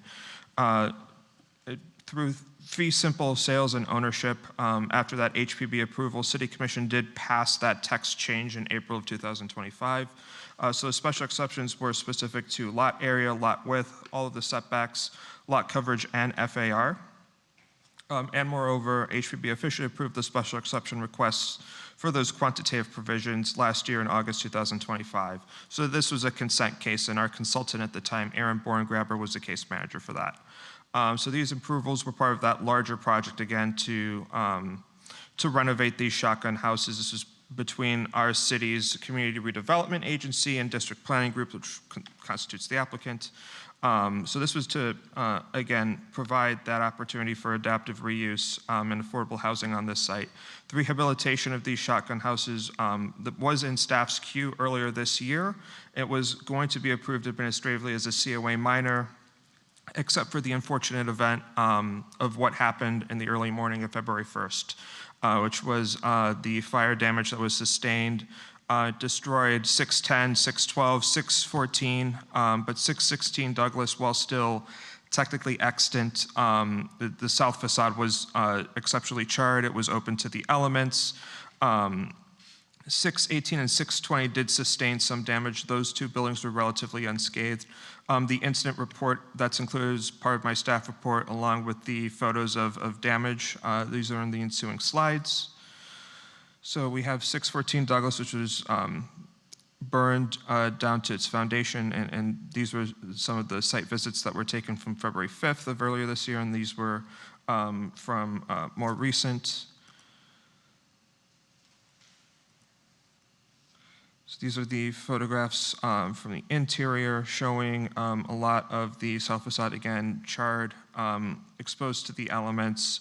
We have very little that's remaining towards the rear. Again, this request, it's for the severely damaged 616 is for the demolition of that one shotgun house and for the new construction of the 4 remaining shotgun houses. I did include the applicant's justification statement. It's on attachment 3 of my staff report, and the letter from the structural engineer, that's attachment 4. So the reconstruction is meant to be done through field documentation that was done in May 2025, fortunately. Those images are included in my staff report here as well. So this is 610, 612 pre-fire, 614 pre-fire, 616. And we could just see side by side the applicant's submitted drawings. And then per our zoning analysis, a special exception request granted for this property to facilitate that subdivision is essentially a waiver of majority of our quantitative provisions. So that includes the lot size, lot width, all of the setbacks, and the lot coverage. What they're not exempt for is for whatever little landscaping they do have left. They have to comply with that 75% for front yard landscaping. We are recommending approval of that demolition of 616 Douglas Avenue in light of the applicant's justification statement and the structural engineer's justification statement. We do have concerns regarding the new construction that are within reason enough for us to recommend approval before you this evening. We do appreciate the applicant utilizing the Secretary of Interior standards for reconstruction, but that's not necessarily codified in our historic preservation ordinance. It's just the standards for rehabilitation that's codified. But if the intent is for that reconstruction, we did note some mismatches in window openings. There may be some flexibility in regards to the applicant's presentation. The applicant's field documentation is there to sort of guide them. We've referenced older photographs from the 2010 resurvey in imposing those additional window conditions in their surrounds. So for condition 3, we noticed the slight discrepancies just in the field documentation based off of what they're proposing. And we did provide the photographs from the 2010 resurvey to show that it was either 2/1 or 2/2 for a light pattern as historically existed. For condition 6, the sills should slope away from the opening, and this is also in relation to condition 7 for that drip cap molding. That's an angled piece of trim for that purpose of shedding rainwater. For the header, it helps with water intrusion and rot. The best way for us to confirm compliance with that condition would be at permitting for the applicant to provide a window detail. Condition 8, for the siding to be specified, for that to be a James Hardy composite siding, since this is reconstruction and the siding should not implement a faux graining. We have our criteria for demolition and the standards for new construction and alterations. We did send out, we did post a sign on August 7th, 2026, and the applicant did send courtesy notices for this project within 500 feet of the shotgun properties. With that, that concludes staff's presentation. Thank you very much, Anthony. Yep. Questions by the board? Can the applicant show us, or just confirm that the window that needs to be increased for egress is on the front porch?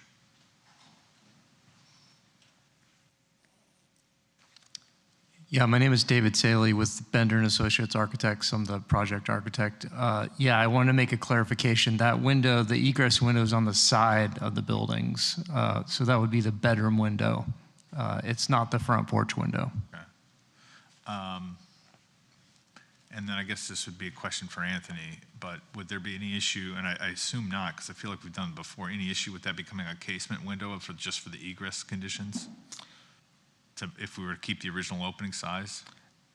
I guess there could be some amenability. I don't think historically there was a casement window, but at the same time, if it's an egress concern, I think we could have some flexibility in that regard. Okay. I'm looking at the window schedules, and it looks like all of the window openings, window sizes are increasing from the original size based on the schedule. Is that correct? That was correct, but now I can bring them back down Okay. now that we have an egress solution as a casement. So I can there's literally one window size for all 6 buildings, so now we can bring them back to what was original.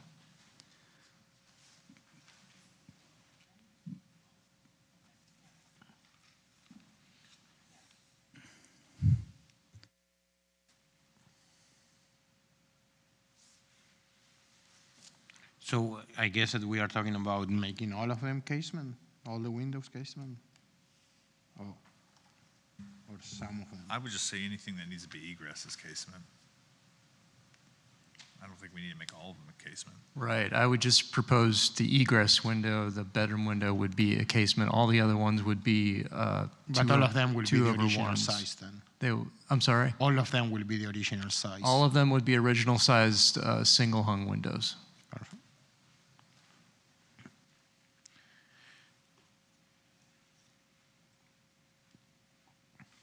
Any other questions?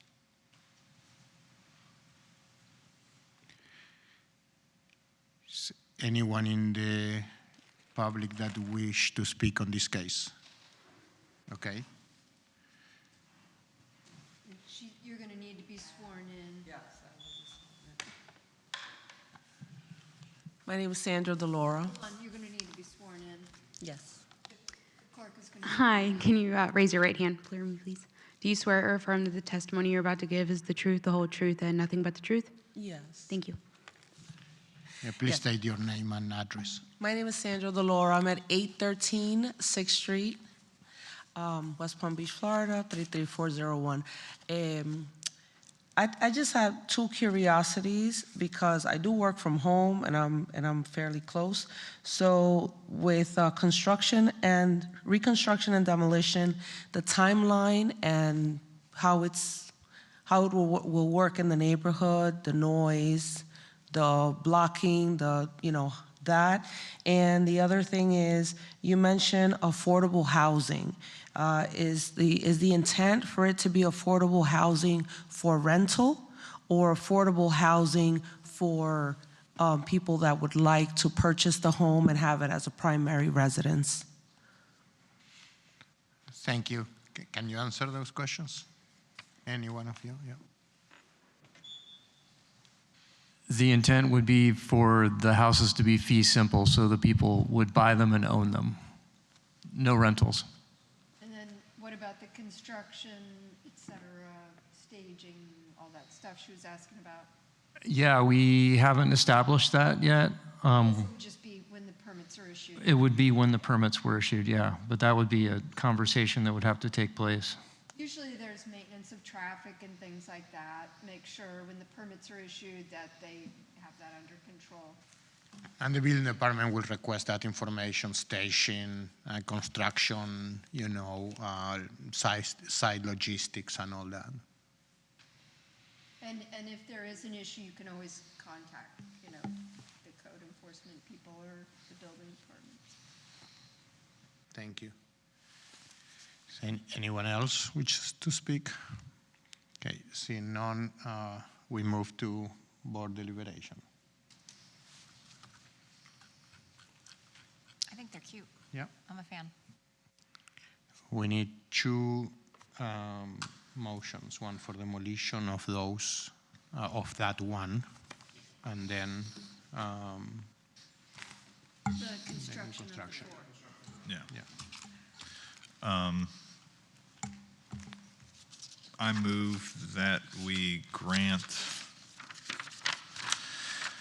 I move that the Historic Preservation Board approve application number HPB 26-57 for demolition in accordance with the demolition guidelines as set forth in the Historic Preservation Ordinance, Section 94-49 of the city's zoning and land development regulations. The motion is based on testimony presented along with the application submitted and the staff report, which constitute competent substantial evidence. All those in favor? Aye. Aye. Anyone oppose? Motion carries. And then we're all on board with just the one window thing, right? Okay. I move that the Historic Preservation Board approve application number 26-57 for reconstruction and alterations, I guess, in accordance with the standards as set forth in section. It's for new construction. New construction but also alteration, because the applications. New construction, but also the application. The application includes alterations for the other two, which were minor anyways. Oh, that's a completely separate application. Okay, then this is easy. Okay. All right, there we go. I move the Historic Preservation Board approve application number 26-57 for new construction in accordance with the Secretary of the Interior standards for rehabilitation, specifically standards 9 and 10, as well as the additional compatibility criteria set forth in the Historic Preservation Ordinance, Section 94-49 of the city's zoning land, set forth in the of the city's zoning and land development regulations. The motion is based on the testimony presented along with the application submitted and staff report, which constitute competent substantial evidence. In addition, the approval of this request is made conditional upon the following restrictions, stipulations, and/or safeguards that I move are necessary to ensure compliance with the purpose and intent of the Historic Preservation Ordinance and the Historic Preservation element of the comprehensive plan of the City of West Palm Beach, the Secretary of the Interior standards for rehabilitation, and the additional compatibility criteria set forth in the Historic Preservation Ordinance, Section 94-49 of the city's zoning and land development regulations. These conditions include the conditions outlined in the staff report with the exceptions of number 3, where the the code required egress windows can be casements, allowing all original window sizes to be retained. Well, I think he specifically wants. Yeah, allowing for a casement egress window where required by code. That is correct. One casement egress window. Where required, yeah, where Okay. required, Yeah, yeah. it's correct. It's correct. And And allow all the others will be the original size, yeah. We also propose to delete one window on And for our kitchen. That window can be deleted as well. It's part of the Yeah, so 2 is changed to, 2 is changed to allowing for single egress window where required by code, and that window be a casement window to retain all original window sizes. And then the application as presented obviously includes removal of that window, so that's approved. So that. Sorry. Second. All those in favor? Aye. Anyone opposed? Motion carries. Case approved. Congratulations. Next case is HPB 26-59 at 912 14th Street. Can we have the applicant presentation, please?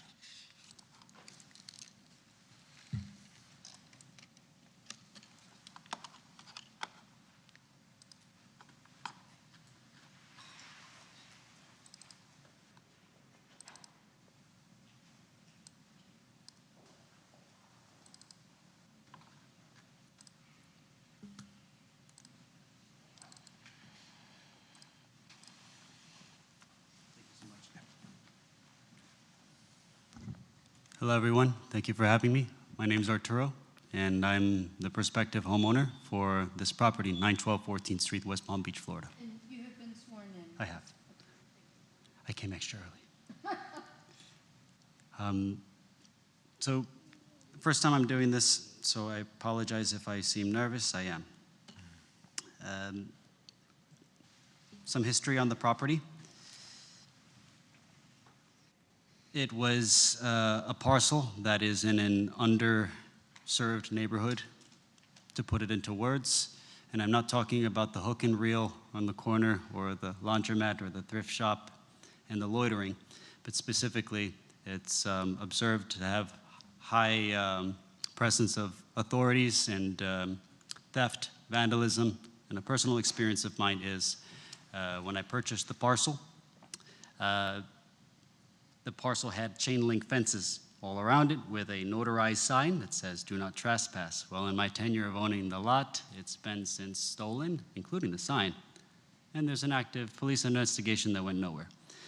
Now, ironically, this is in close proximity to all the great amenities. You can drive 6 minutes and you'll find the lot, the harbor, where we're sitting today. I think it's an opportunity that has a lot of prospective value, but it's clear to me that it's just as important as preserving this lot, or maintaining it, and the tax issues that it had when I purchased it that are now free and clear. I think it's more important to actually invest inward, because leaving the lot as it is just creating higher crime rate and a reason to litter on it, and just a placement for more illegal parking. So with my father, we invested in the property and again, restored it. We wanted a 3-bedroom, 2-bath. Issue is it's 3,300 square feet. I did my due diligence prior to purchasing it and confirmed it's part of a historic district. Although the corridor doesn't really represent the identity, it would be great to add value to it, increase the valuation of the homes in the area, and more importantly, try to create something of this lot, and maybe it'll motivate others as well. If I tried to do a single story, a 3-bedroom, 2-bath, it would be like putting a bunch of partition walls in a tuna can. So it's too close together. If we went upwards, then it made more sense. I could do 2 bedrooms on the bottom level, 1 bedroom on the top, meaning the master. I think it was well thought out from a layout perspective, and we've received preliminary approval from staff. And by the way, Mr. Anthony has been fantastic, probably wrong setting to share compliments, but I'm honored that you guys have such a good response rate. And this is the outcome. So the comments remaining were predominantly aesthetic, and I have really no preference, no, sticking points. I'm willing to adhere to anything that needs to be adhered to preserve the intended identity of the neighborhood, the historic district. I've heard all the other participants, and I could see why this is a process, and it's nice to see that there's the structure behind what's being built in the areas. So that's the intent of today's project. I want to plead for your approval to get this done, and hope that we don't have to make many more sacrifices. I was particularly underwhelmed by the ceiling height, but I respect that that's going to be a requirement or a prerequisite in order to have this further considered. Do you have any questions? Thank you so much. We will hear the staff report first, and then we will have questions. Sure thing. Thank you so much. Thank you very much.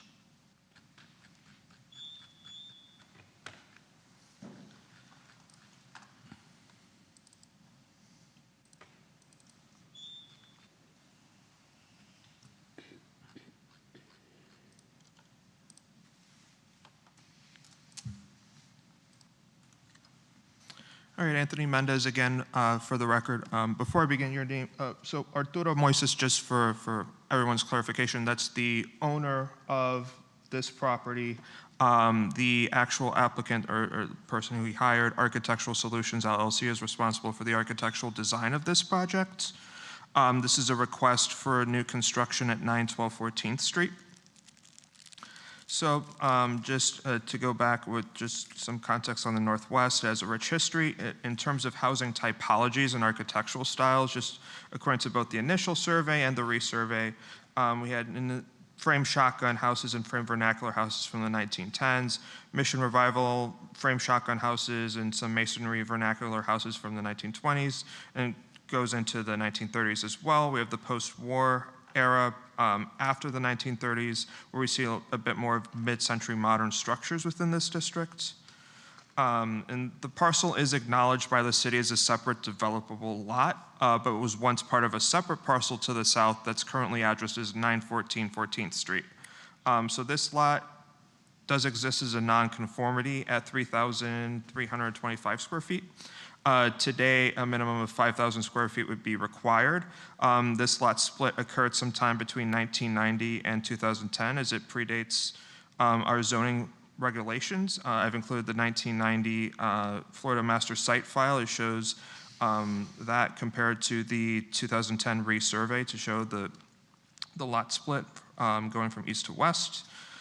So the request for this new construction entails the 1,669 square foot single family residence.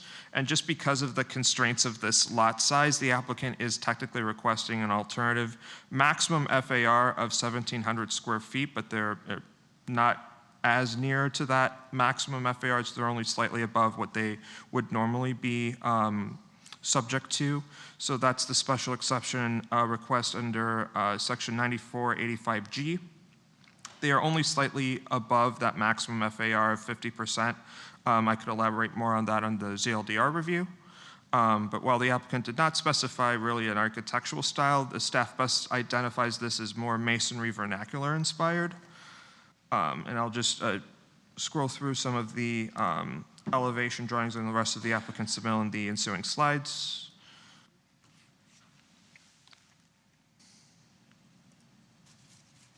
Here we have the site plan, floor plans with a section drawing and the streetscape elevations. There is a two-story contributing property to draw some architectural inspiration from. That's 921 14th Street.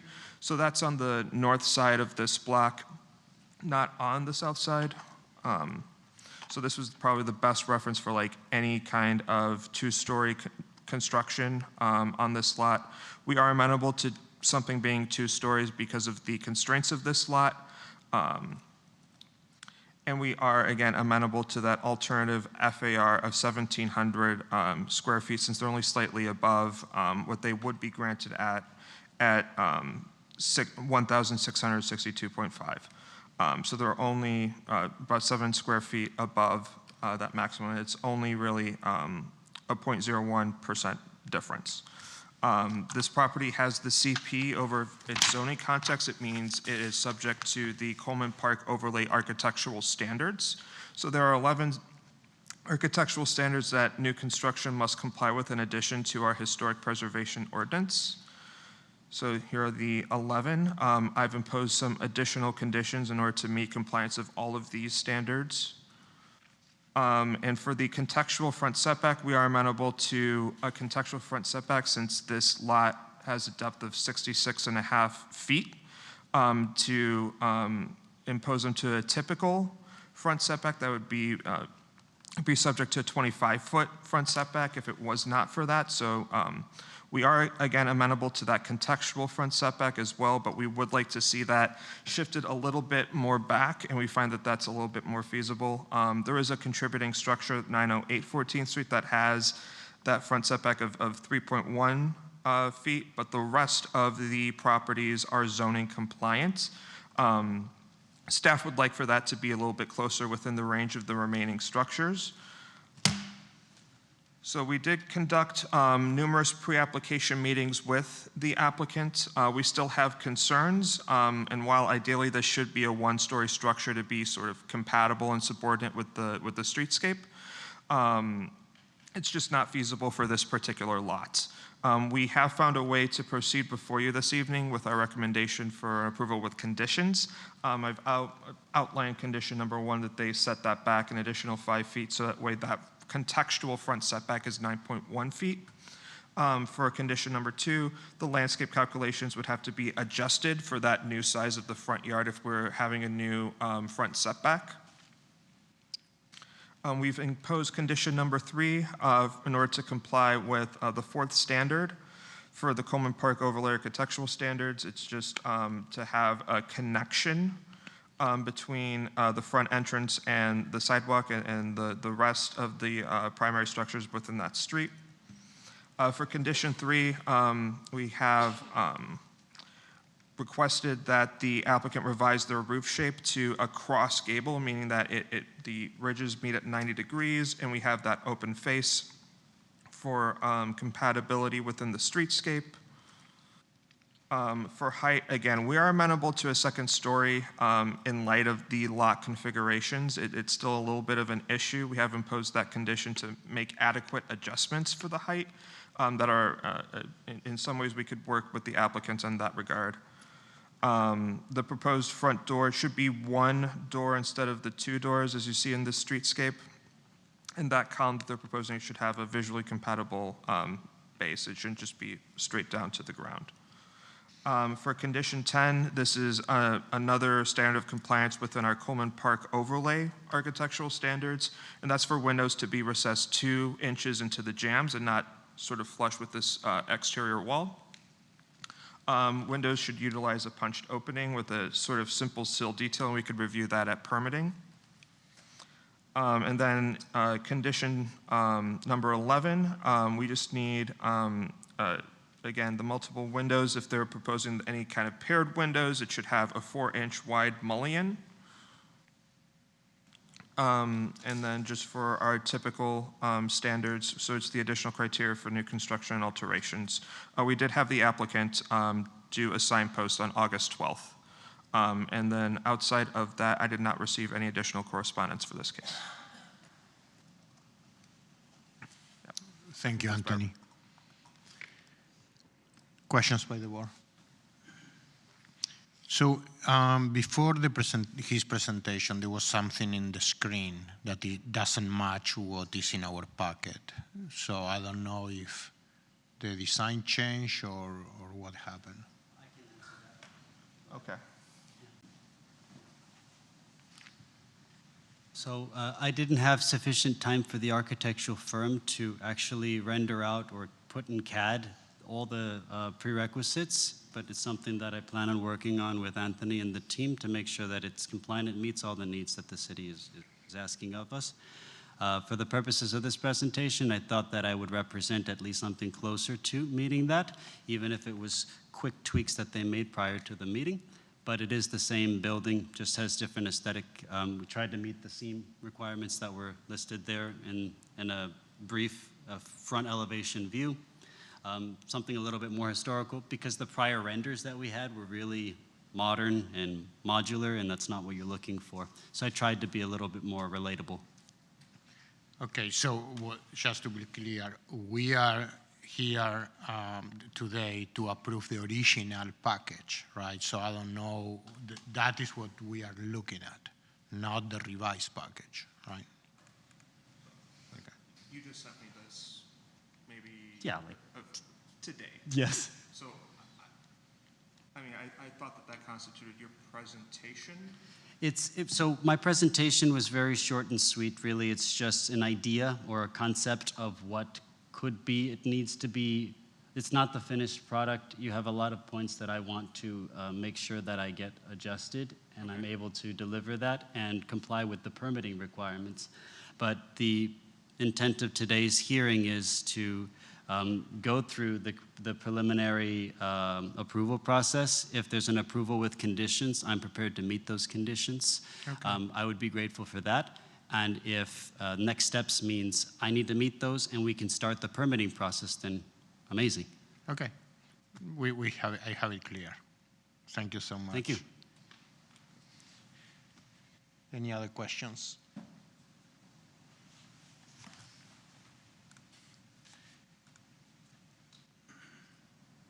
I mean, Anthony, the reason I ask, because one of my main comments is about the main facade, right? And how the entry door and there is a hip roof that doesn't appear anymore on that rendering, that is not aligned with a window above. So all that needs to be reworked to make it look nice, right? So that was one of the main comments. And then you address the height of the building, right? So it's going to be addressed, right? So also I noticed that the floor construction in this project is like 26 inches, while the project that we just reviewed from Russell before was like 18, so maybe some inches there to play with on the floor construction.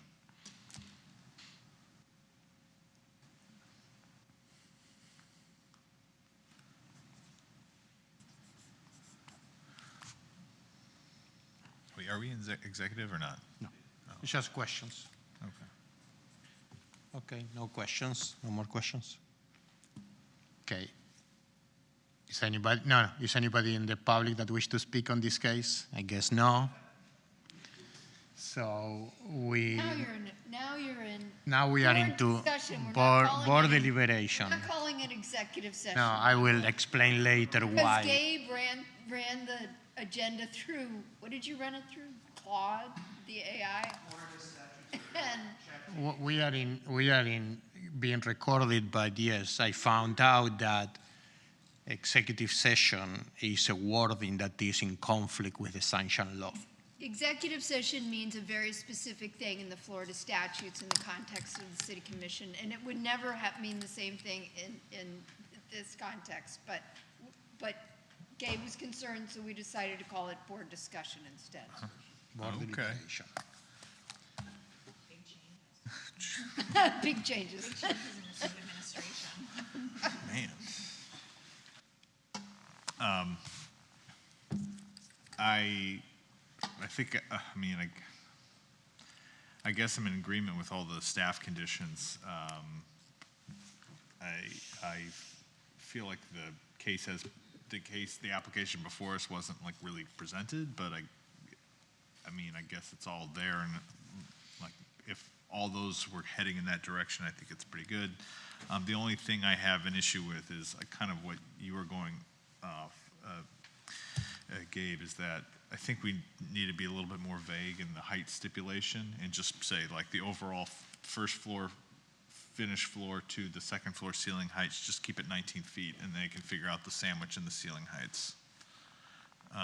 Like the whole thing needs to come down. I mean, obviously, like 26 inches sandwich is big, but they can decide where, if it's gets smaller or what, let them figure that out. Right, and I would add the condition, or I don't know if it's within those already, that they can work with staff to fine-tune this project, since what I was seeing in the rendering that they were showing us was better than this. Right. Yeah, so it was a lot. I think that yeah. we should open, for Anthony to work with the applicant to improve it. Yeah. Sounds reasonable. You agree, Gerald? Sounds reasonable. All right, so So if someone wants to make a motion. So you guys could approve it this? Yeah. Can I add, I think I would suggest an additional condition, that the depth of the fascia board be reduced. I think that detail needs to be looked at. It looks like the fascia is like 12 inches tall, and it really only needs to be 6. And there's not any clear detail on what that eave condition is. I'm only seeing it in the building sections. We don't have any more detailed information on that. But I just think that should be studied further. And I think that I'd also apply that comment to the front entry too. I think that the apparent thickness of the structure is reading too deep. It really doesn't need to. Okay, so. And just for the record, we probably wouldn't approve a 2-story,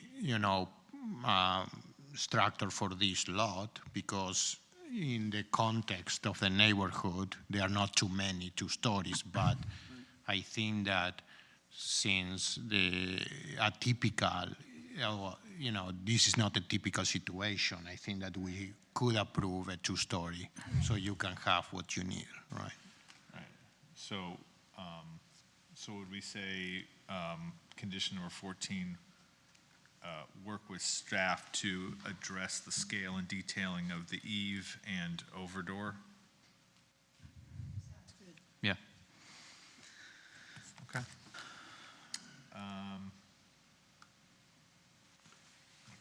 Okay. So I move that the Historic Preservation Board approve application number HB 26-59 for new construction in accordance with the Secretary of the Interior standards for rehabilitation, specifically standard design and 10, as well as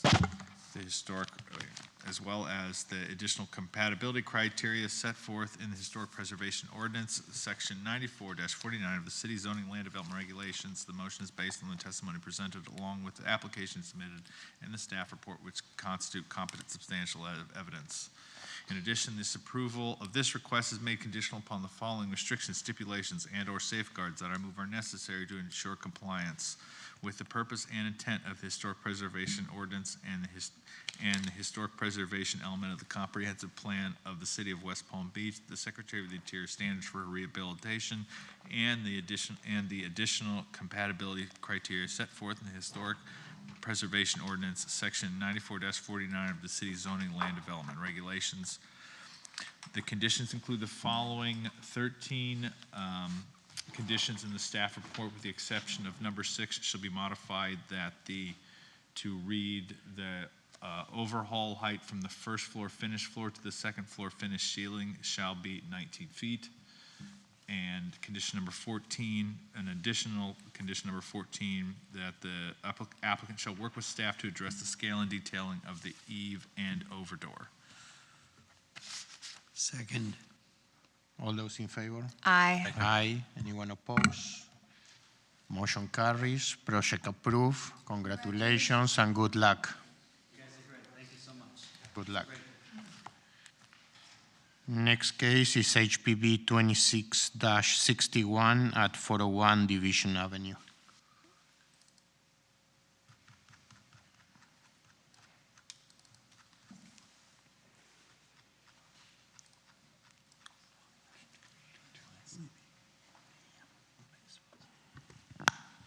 Good evening. My name is Holly Benitez. I'm with Habitat for Humanity. I also have our Director of Construction here in case there's any questions. He's definitely probably a little smarter than me on those items. So first, thank you for having us here. I did just want to notate, I had Coleman Park Northwest Historic District. It is just Northwest Historic District. I got my wires crossed. We actually did 5 properties in Coleman Park last year. I'm not sure if you guys remember approving those, so it happens. So real quick, Habitat for Humanity, I'm sure you guys know who we are, what we're about, but I just wanted to reiterate it. We're a nonprofit organization. We are here in Palm Beach County. We're actually coming up on 40 years. Our affiliate was founded in 1986. Throughout the years, we have partnered with hardworking families, volunteers, donors, local governments, and community organizations to create affordable housing home ownership opportunities. We work very closely with the CRA. We work very closely with the communities, the people in the communities, the people who work and live here. And all of that, our goal is to help families achieve stability and to have a decent place to live. Next is just a quick project overview. What we're looking to do, we're looking for a new construction of a new single-family, 3-bedroom, 2-bath house at 401 Division Avenue. We want to provide affordable home ownership opportunity for a local family. The proposed design not only meets the building codes, but also reflects the established character of the Northwest Historic neighborhood through compliance with contextual setback standards and thoughtful architectural design. Sorry, I'm very nervous. Thankfully, I'm the last one. So here is our site plan. It just shows where we're in line with the other homes on the street. It also shows how we plan on situating the house on the property. It will have a driveway to the rear off of the alley.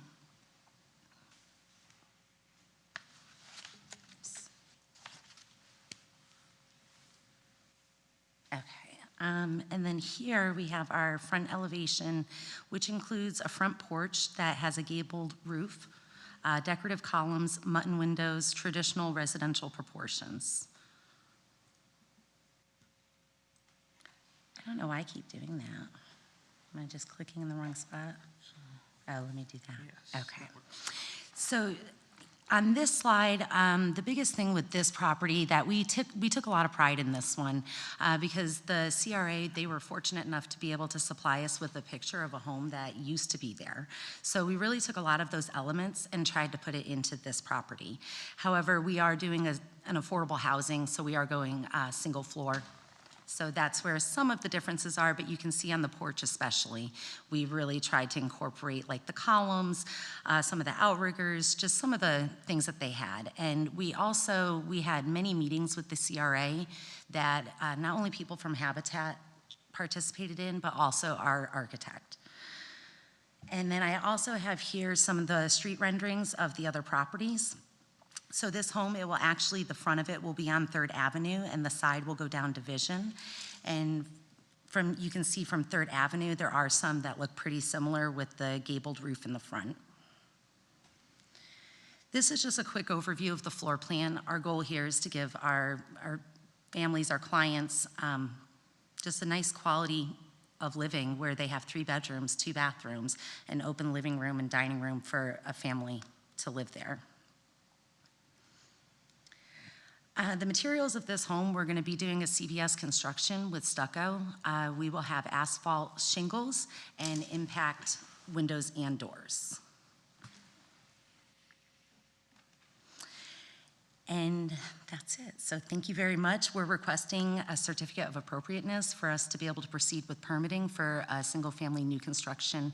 And again, our goal is to provide a family with some affordable housing in this very expensive area, but beautiful. Thank you. Thank you very much.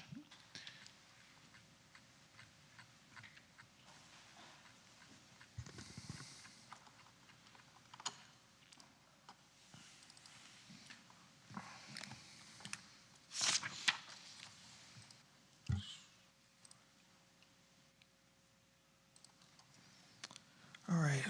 Last case of the evening, Anthony Mendez again for the record, speaking as a case manager for HPB 2661. This is a request for new construction at 401 Division Avenue. So this property is currently a vacant lot. It's on the northwest side of that intersection of Division Avenue and 3rd Street. There is a contributing masonry vernacular structure immediately to the north, that's 415 Division Avenue, and a contributing bungalow immediately to the west in 803 3rd Street. This property was previously addressed as 801 3rd Street and known as the Henry and Hizetta Speed House. I've included the image that I was able to retrieve from the Florida Master Site File. I've also attached Sanborn maps from the 1960s and the Florida Master Site File for the house that once existed. So this report is from the initial survey in the early 1990s. Unfortunately, per the 2010 resurvey, this property was demolished. So the request for new construction entails 1,741 square foot single family residence. So this will be 1 story, hence lot coverage and FAR in the same. Prior to their application, Jordan and I did meet with the applicant and guided them to taking some architectural inspiration from that destroyed structure. The bungalow inspired design definitely did seem appropriate for this request. So I'll just briefly go over the applicant's drawings. For the site plan, the applicant is requesting a contextual front setback. We just don't have the remaining 2 properties specified in terms of their front setback. Again, we are amenable to that contextual front setback as opposed to what they would be subject to. The diagram that they submitted upon resubmittal just doesn't show the actual quantitative specifics for both 803 and 809. So that would just have to be quantitatively speaking specified at permitting.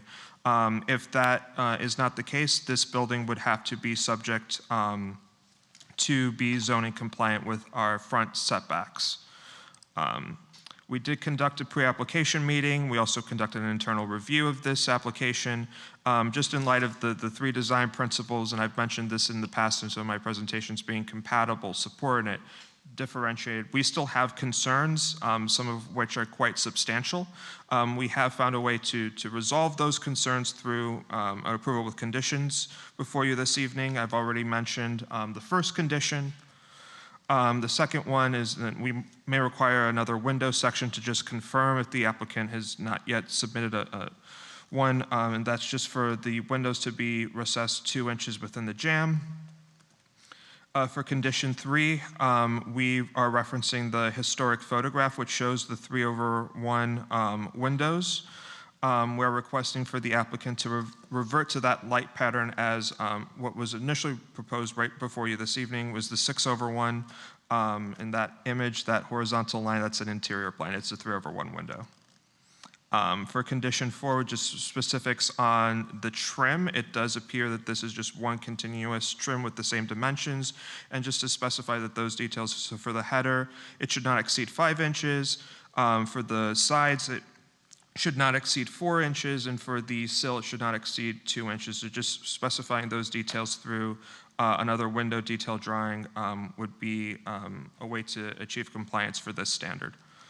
Conditions 5 and 6, this is probably our most substantial concern, and this is regards to the roof and just having a unified roof shape.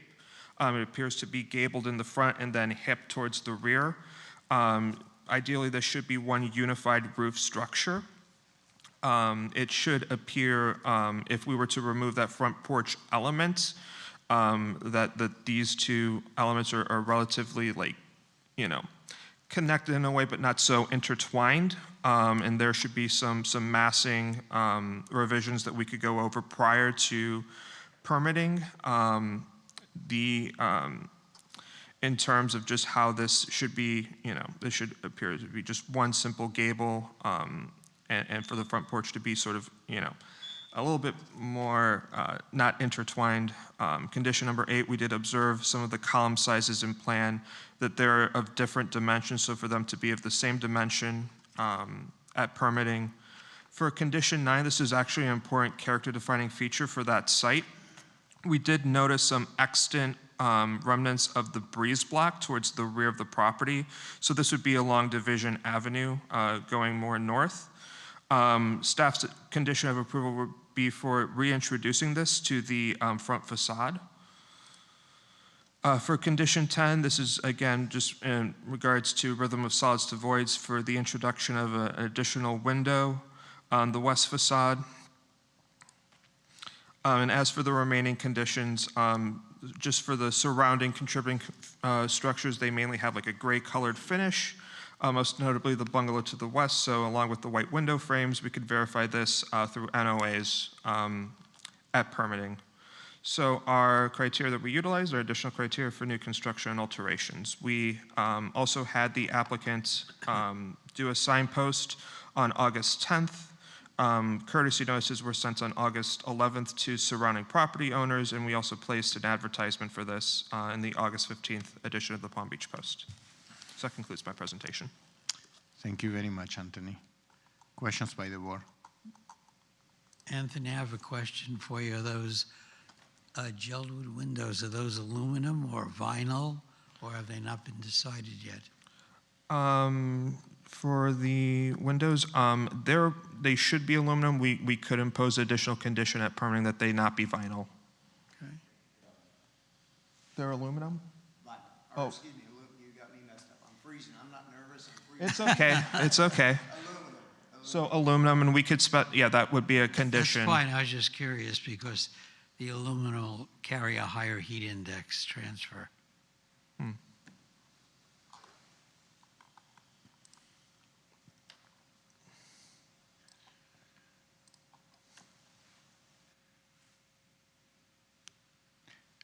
Questions to the applicant. So are you in agreement with all these conditions of approval? Do you think that you can? Most certainly. The only, I believe it was number 9, the only, we would ask with the breeze block, because of the age of that we could have some leeway with not being like for like. We certainly have no problem replacing or continuing the breeze block effect and the look, just something we would get approval with staff before we move forward with. Similar to what the 14th Street and what we did at both 13th Streets. You seem to be very pleased with that breeze block, so in line with that.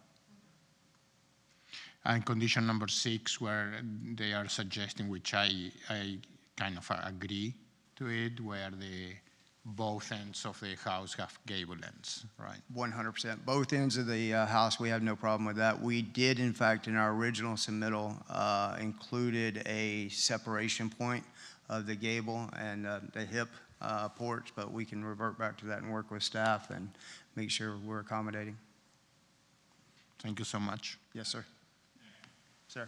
Since you're okay with the gable, just going back to the original historic photograph, I'd be curious if you'd be amenable to having the head of the eave overhang as well, with the gable from the original historic. Pull that picture up. I feel like that would be non-structural as well. More of a. Pull it up. Thank you. So that way you. I feel like that'd be, if we're like kind of doing that, I feel like that'd be an important detail to keep. Yeah. Oh, wait. So the jerkin head is basically. Yeah, that's a jerkin head. The gable. Here we go. This is the jerkin head that Caleb is referring to. So instead of, okay. And that would be just for the gable porch? The gable ends of the porch? I see the vision. I don't think it would cost anything additional. We certainly, yes, sir. Agreed. Okay. Caleb, does that increase the cost? It's just bending lumber a different way.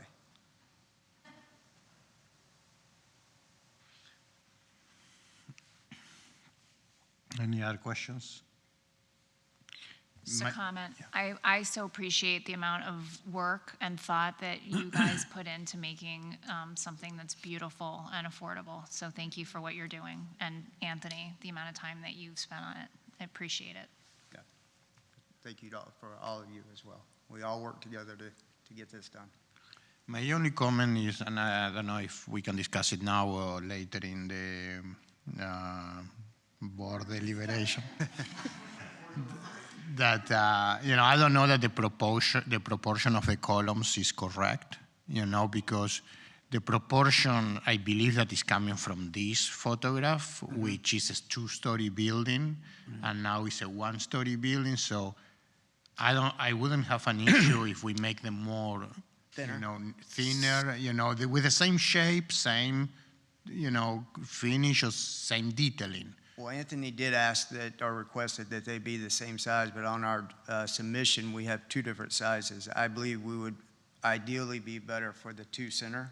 They're smaller, but yes, I agree with you 100%. We wanted to get your feedback and see which one you preferred, and so that's why there were two different styles. Anthony, if you could give them my contact information, we're an exclusive Geldwin distributor. Maybe we can get them better pricing from wherever they may be going to get it and give it to them almost at cost. All right? Sounds amazing. Thank you. All right, I don't see that there's anybody else. I think that Ana Maria is behind. I don't think that she wants to speak on this case, so we will move into executive session. It's 10 years in the board, so it's very hard to change it, but we will change it. I think that. Okay, so we are in board deliberation. I mean, I think that is. Yeah, and I really appreciate how far they went to kind of bring back the memory of this.